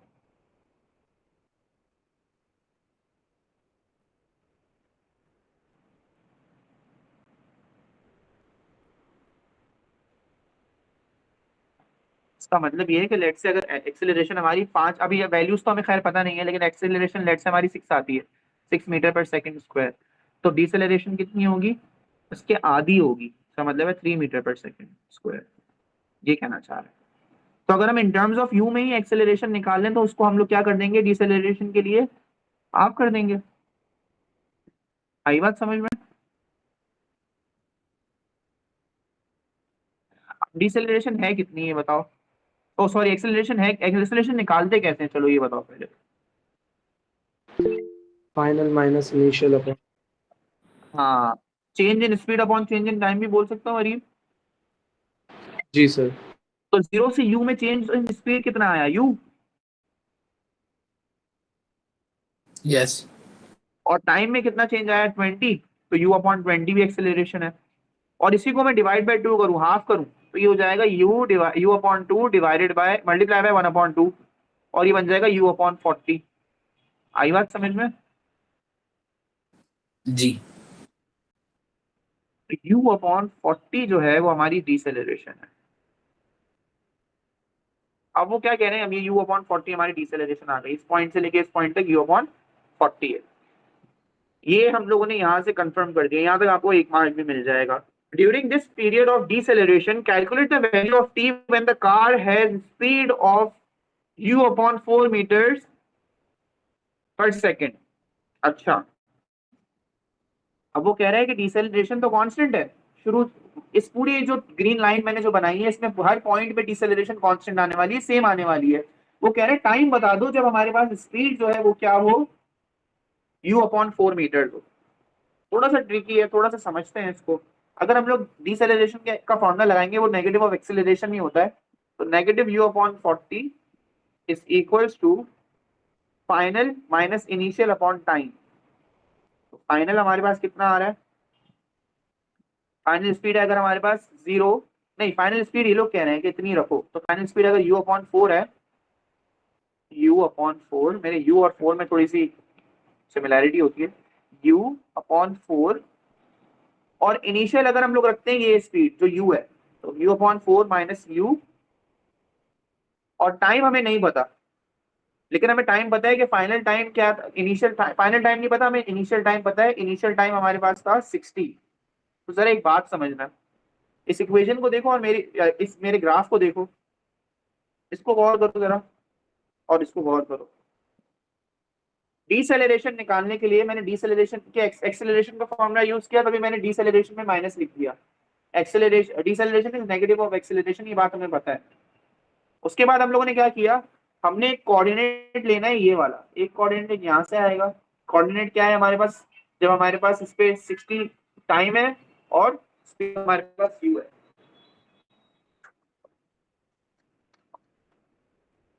और इन्होंने कहा है जब हमारी स्पीड u अपॉन 4 हो, मतलब u अपॉन 4 कहीं यहाँ पे आ रही होगी, फॉर एग्जाम्पल यहाँ कहीं आ रही होगी u अपॉन 4, इस पे हमें टाइम नहीं पता कि इस पे टाइम कितना है, इस पे टाइम नहीं पता आप लोग, लेकिन ये भी तो एक कोऑर्डिनेट बन जाएगा, u time comma u upon 4। अब कुछ बात समझ में आई?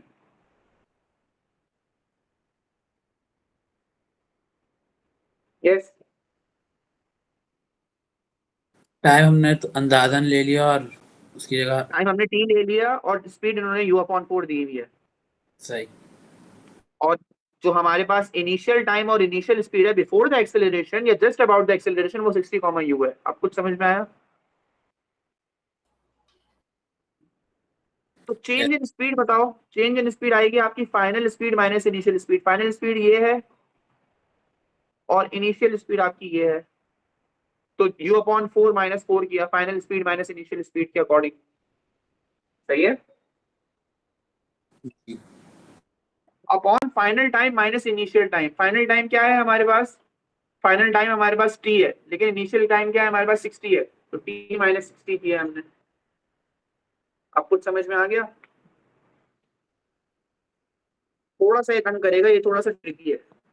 सर मैं देख रहा था इसमें वो कुछ लोग, एक मैंने समझ नहीं आ रहा था तो मैंने चेक करा था, लोग उसमें ग्रेडियंट से भी सिखा रहे हैं। हाँ, ग्रेडियंट ही है ये ग्रेडियंट का तरीका ही है। ग्रेडियंट में भी y2 minus y1 upon x2 minus x1 लिखोगे और ग्रेडियंट के बराबर करोगे, वही चीज है। सही। आप ग्रेडियंट से भी कर सकते हो। आपके पास दो कोऑर्डिनेट्स आ गए, ये रहा एक कोऑर्डिनेट, ये रहा 60 कॉमा u, और एक coordinate t comma u upon 4। Gradient निकाल के बराबर कर दो ग्रेडियंट से, और ग्रेडियंट हमें पता है माइनस u अपॉन 40 है। ये तो किया है मैंने भी। जी। इसको आगे सॉल्व करना है। सॉल्व कैसे करेंगे, जरा समझना, u upon 40 equals to 4 upon u minus u लिखा हुआ है ना, तो ये आ जाएगा आपका minus 3u upon 4 upon t minus 60। अब अगर मैं u और माइनस कॉमन ले लूं तो ये हो जाएगा आपका माइनस u कॉमा 1 अपॉन 40, और यहाँ से अगर माइनस u कॉमन लूं तो ये बन जाएगा 3 upon 4 upon t minus 60। Common ले लिया मैंने,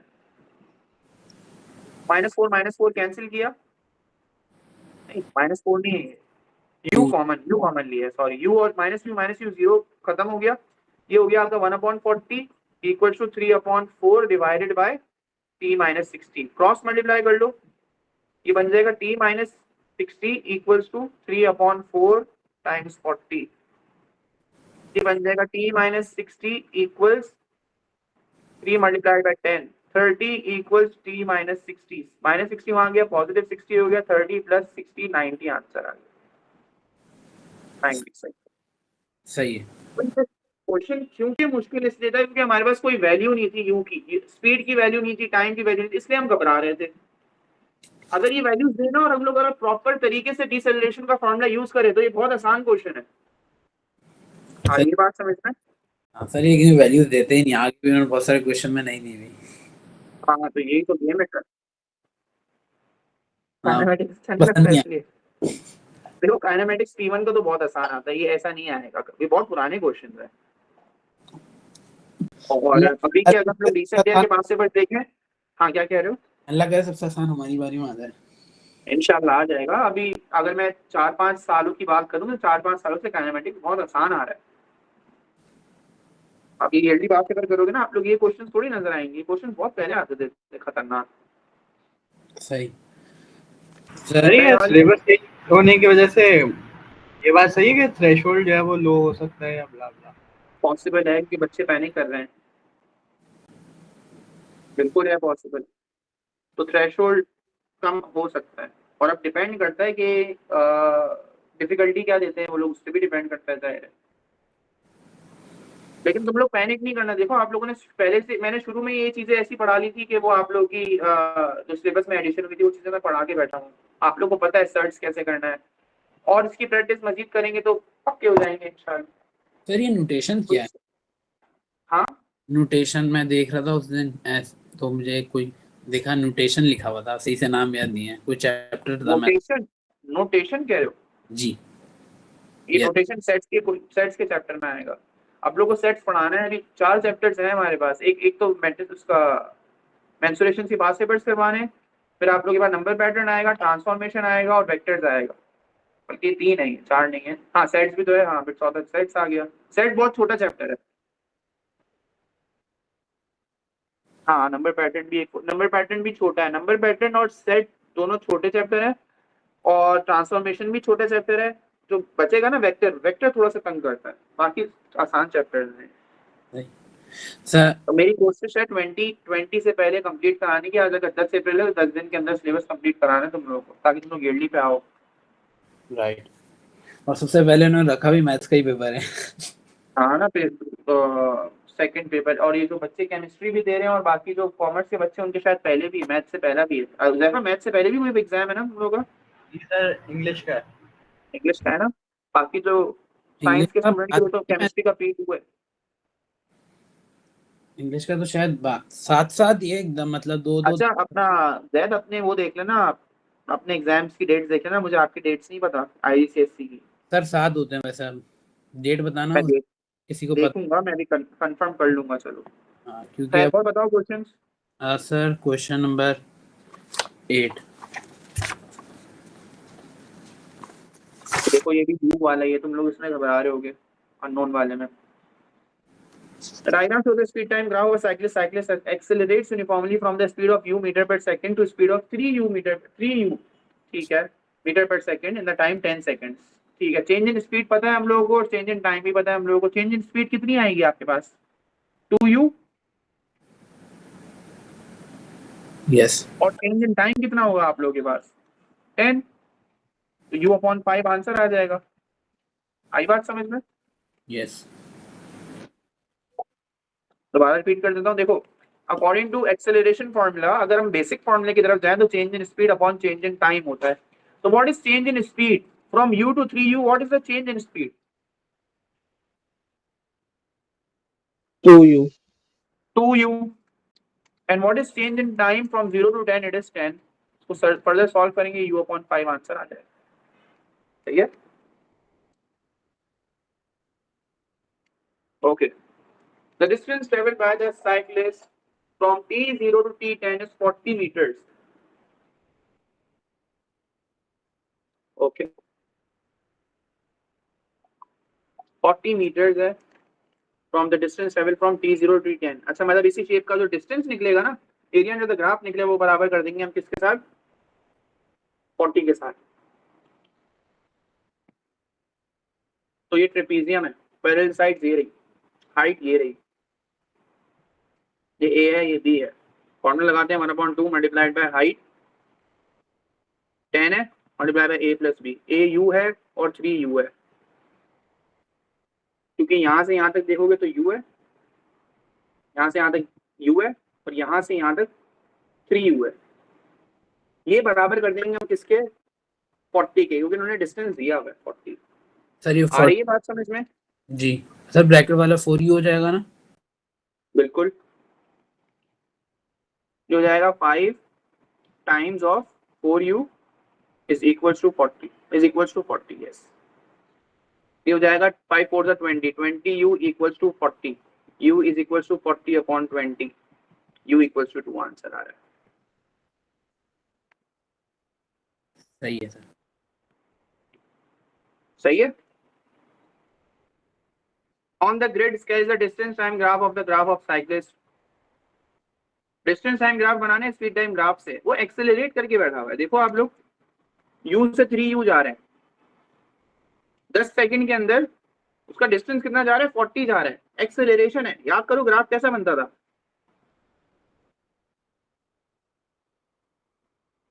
एक्सीलरेशन है तो अपर की तरफ बनेगा। हाँ, एक्सपोनेंशियली अप ग्रोथ होती थी, बिल्कुल। तो हमारा ग्राफ बनेगा कुछ इस तरीके से। स्केच करना है आप लोगों को। स्केच का मतलब है आप लोग रफली ऐसे कर्व, ऐसे कर्व करके दिखा सकते हो कि हाँ भाई we are showing that this is increasing graph. समझ रहे हो? ऐसा है। Okay sir. Sir, और बताओ question 25. क्वेश्चन 12 25. 25 इससे पहले 25 से पहले कोई क्वेश्चन है? जी सर, टैन वाला है वो मैंने कर लिया था, लेकिन इसमें ये समझ नहीं आ रहा था कि जो इसमें ये वाली डायग्राम है ना वो कैसे बनाएंगे, इसके नीचे वाली, ये वाली। Speed time graph for the Varun journey और डिस्टेंस टाइम ग्राफ दिया है, उल्टा पूछ रहे हैं। डिस्टेंस टाइम ग्राफ में ये कांस्टेंट स्पीड हो गई और ये कांस्टेंट स्पीड हो गई।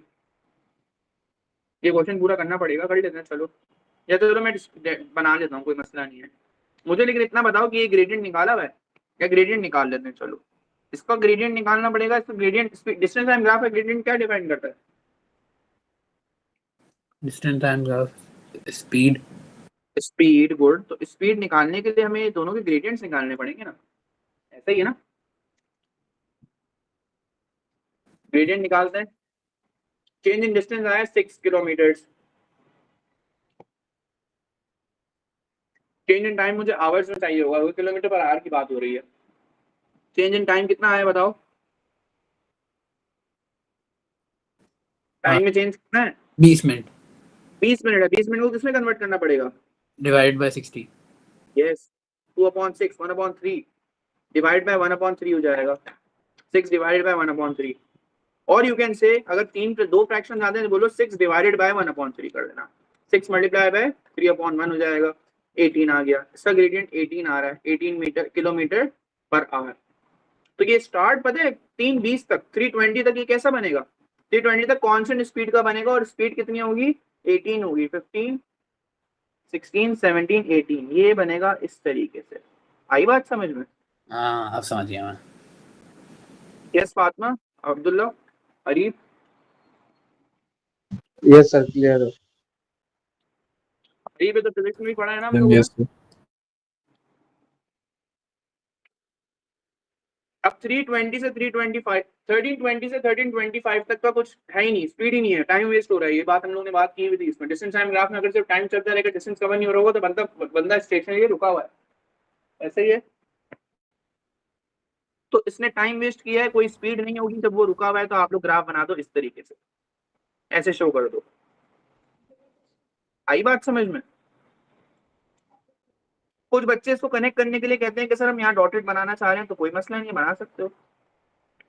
To show that after 320 immediately, but this is not an actual. ऐसा कभी हो सकता है कि आप लोग चल रहे हो कांस्टेंट स्पीड में एकदम से जीरो हो जाए स्पीड? ऐसा हो सकता है क्या? प्रैक्टिकली तो नॉट पॉसिबल, ऐसा ही है ना? यस सर, ये सर वो डायग्राम ऐसी बनी हुई है, मैंने आंसर में नहीं बिल्कुल। कैच। हम इस ग्राफ के अकॉर्डिंग चलेंगे तो हम लोग डिसेलेरेशन दिखा नहीं रहे, हम ये नहीं दिखा रहे कि स्टॉपिंग हो रही है, क्योंकि उन्होंने नहीं दिखाया हुआ। तो हम डायरेक्ट तभी दिखा रहे हैं कि स्पीड 18 थी तो 18 से 0 हो गई। ऐसा कभी हो नहीं सकता। 18 से 15 होगी, 14 होगी, 13 5 होगी, फिर 0 होगी ना, ऐसे ही है ना? जी। लेकिन इस ग्राफ के अकॉर्डिंग हमने डायरेक्ट दिखा दिया कि एकदम स्टॉप हो गया और एकदम से दोबारा चल गया। देखो उसकी क्या स्पीड है, उसकी देख लेते हैं। उसके लिए भी ग्रेडियंट निकालना पड़ेगा उस लाइन का। 1325 से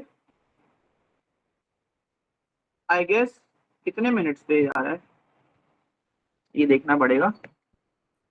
इस पॉइंट तक गया है ना वो? 43 है सर। Are you sure?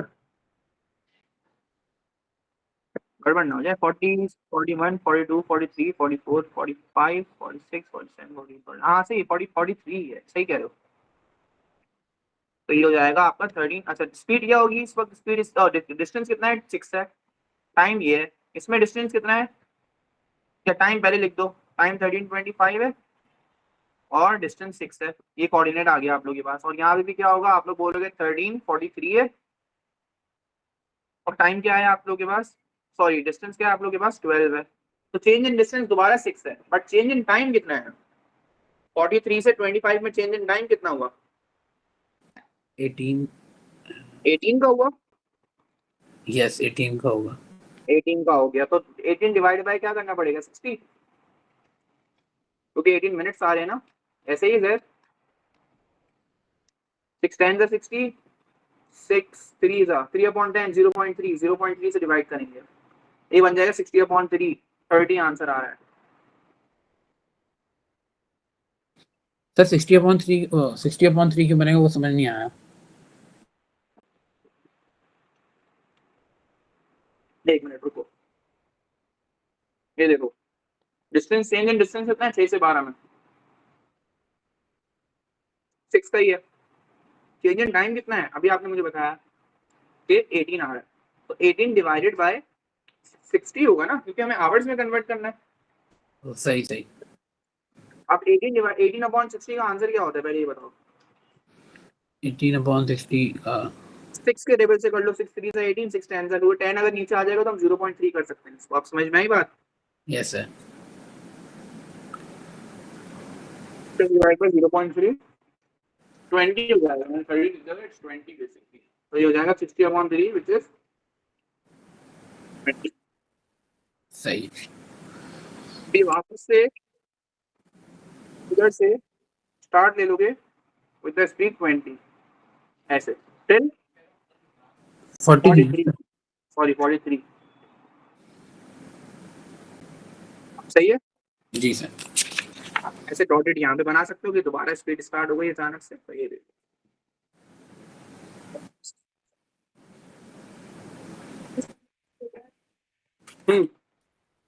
हाँ सर, एक और है लास्ट मेरा 18। बताने आपने कौन सा कहा था अब्दुल्ला? सर 25 है। 80 के बाद 25 कर लेते हैं, फिर ऑफ कर दें। अरीब आपका कोई क्वेश्चन तो नहीं है? नहीं सर, मैंने आपसे पूछ लिए थे जो थे। सही है। अभी इनसे और क्लियर हो गया काइनेमेटिक्स का कोई चैप्टर? फातिमा, हुज़ैफा,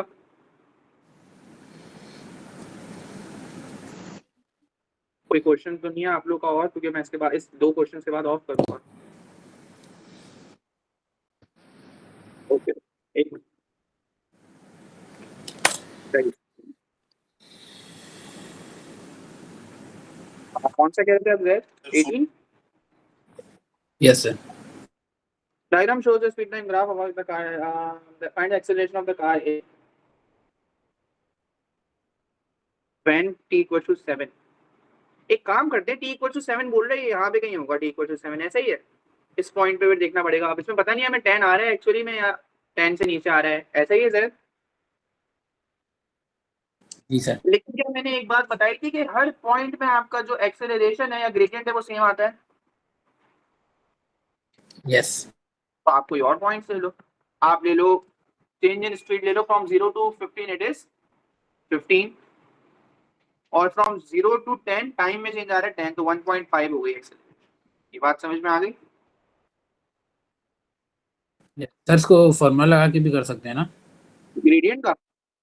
नहीं, वो एक्सीलरेशन वाला। हाँ हाँ, लेकिन क्योंकि 0.0 ले रहे हो तो आप पता है क्या करोगे फिर? आप बोलोगे final speed minus initial speed upon final time minus initial time, वही बन जाएगा 15/10। सही है sir. Find an expression in terms of k for the distance moved by the car A from t0 to tk where k is greater than 10. Give your answer in simplest form. अच्छा, expression बतानी है हमें in terms of k for the distance moved by the car from t to tk. k हमें नहीं पता k क्या है, but अगर हम लोग यहाँ से देखें तो ये शेप बन क्या रहा है? ट्रेपीजियम। यस। अब ट्रेपीजियम में ना एक मसला है, बताता हूँ क्या। हम लोगों को ये तो पता है कि ना इसमें हाइट 15 है ट्रेपीजियम की, स्टैंडिंग ट्रेपीजियम है, हाइट जो है वो 15 है।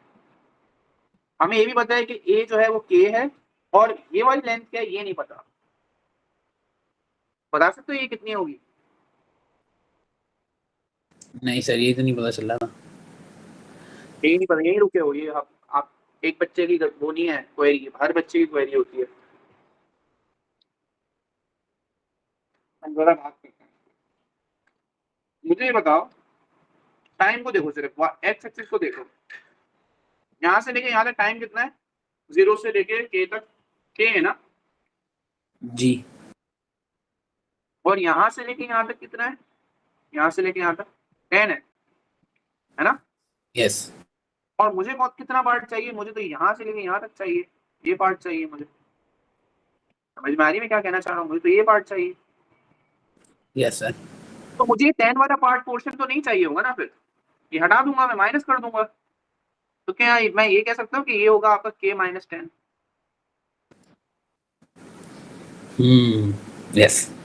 या फिर अगर मैं, चलो एग्जांपल लेते हैं इसको, अगर मैं 50 बोलता तो आप क्या बोलते? सर ये ऊपर वाली लेंथ जो है वो 40 है, ऐसा ही बोलते ना? सही सही। तो 40 क्यों बोल रहे हो? क्योंकि आप कह रहे हो 50 माइनस 10। अब बात समझ में है, क्योंकि अब ये k है तो आप क्या बोल दोगे? k माइनस 10, क्योंकि हमें ये नहीं चाहिए, सिर्फ इतना चाहिए पोर्शन। ये बात सबको समझ में आनी चाहिए, क्योंकि वरना ये क्वेरी बन के रह जाएगी हमेशा। Okay good. तो ये k माइनस 10 इसकी एक a हो गई, इसका b हो गया हमारा पूरा का पूरा k, और हाइट जो हो गई वो 15 हो गई। तो ये हो जाएगा आपका area 1/2 multiplied bye 15 multiplied by a plus b, तो k प्लस k माइनस 10। आगे सॉल्व करेंगे, ये हो जाएगा a 1/2 multiplied bye 15 multiplied by 2k minus 10। ऐसे भी कर सकता हूँ, 1/2 multiplied bye 15 multiplied by 2 common लेके k माइनस 10 भी लिख सकता हूँ, k माइनस 5 भी लिख सकता हूँ मैं। तो ये 2 और 2 कैंसिल कर दिया, ये हो जाएगा आपका 15k माइनस 75। ये आंसर है आपका। सर तो के उधर जाके 15 उधर जाके वो नहीं हो जाएगा? किधर जाके बेटा? मतलब अगर 15 के साथ कोई वो होगा तो अच्छा सही सही। मल्टीप्लाई होगा ना, 15k माइनस 75 हो जाएगा, 15 टाइम 5 75। नहीं सर, मुझे लगा था इस इक्वल्स टू, समझ गया। समझ गया? चलो अब लास्ट क्वेश्चन है 25। अब्दुल्ला क्लास में हो? जी सर। ये क्वेश्चन करते हैं फिर ऑफ करते हैं। The diagram is a speed time graph of a train which travel between two stations. Find in terms of v for the retardation of the train. Retardation का क्या मतलब होता है? सर जैसे कम होना। रिटार्डेशन का मतलब डिसेलरेशन होगा ना, जैसे एक्सेलरेशन होती है वैसे रिटार्डेशन होती है। Yes, sir. तो रिटार्डेशन का फॉर्मूला वही होगा जो एक्सेलरेशन का है, change in speed upon change in time. तो यहाँ पे था बंदा, रिटार्डेशन पूरे ग्राफ में कहाँ की है पहले ये बताओ।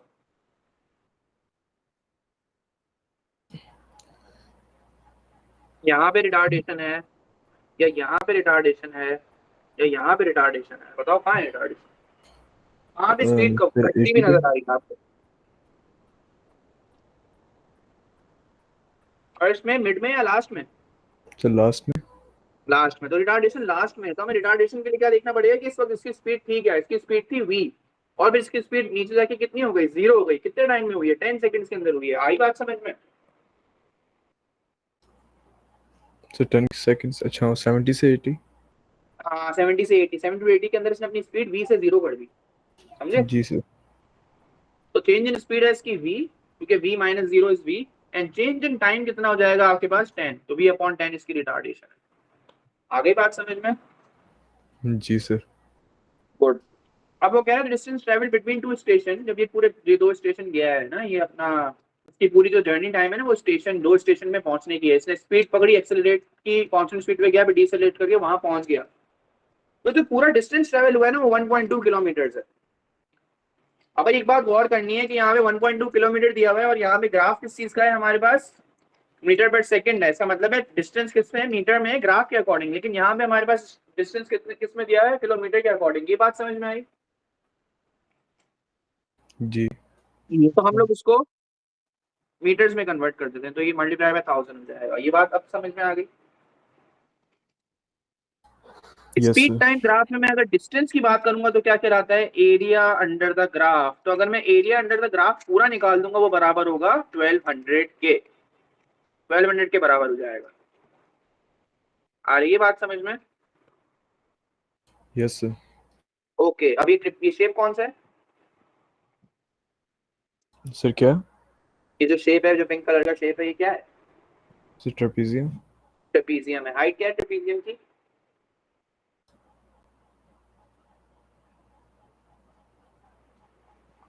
चलो पैरेलल साइड्स बता दो पहले। पैरेलल साइड्स कहाँ है ट्रेपीजियम की, सर 30 और 70। एक ये है फ्रॉम 0 to 80, है ना, और सर एक मैं ये है। समझा नहीं।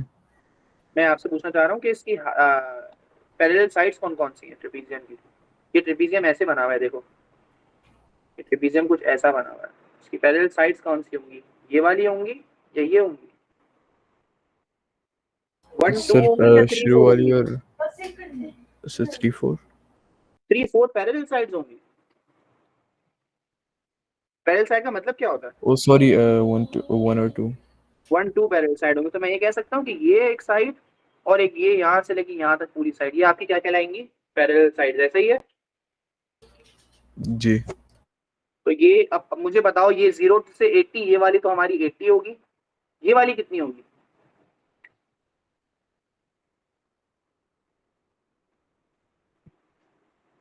ये लेंथ कितनी होगी।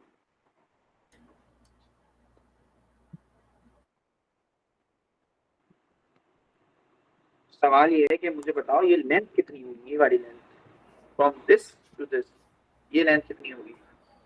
सर ये लेंथ तो आपने नीचे 40। वाली बता दी 80 है, ये ऊपर वाली कितनी होगी, सर 40। 40 होगी। गुड। तो ये आपकी आ गई 80, ये आ गई आपकी 40, और हाइट ऑफ ट्रेपीजियम क्या होगी, सर 10। 10 नहीं होगी ना, हाइट तो हमें पता ही नहीं है, हाइट तो अननोन है। वी कितना कितना ऊपर उठा हुआ है ये हमें नहीं पता, क्योंकि इसके इन्होंने अननोन किया हुआ है। तो वी हो जाएगी आपकी हाइट। अब बात समझ में आ गई सारी। Yes sir. फॉर्मूला लगाते हैं, 1/2 area is equal to 1/2 multiplied by height multiplied by a plus B. ये फॉर्मूला पढ़ा है हम लोगों ने ट्रेपीजियम का। एरिया क्योंकि पहले से गिवन है 1200, तो आप लोग लिख दो 1200।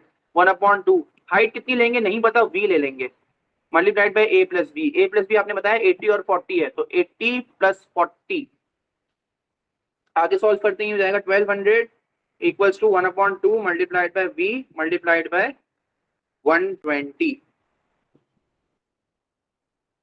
अरेंज करते हैं इसको, 120 को सॉल्व करेंगे इसके साथ, तो ये हो जाएगा 60, ये हो जाएगा 1200 इक्वल्स टू 60v, 60 वहां जाके डिवाइड हो जाएगा, तो ये हो जाएगा 1200 upon 60 equals to v, 0 0 cancel, 120 है, 6 2 जा 20 आंसर आ गया।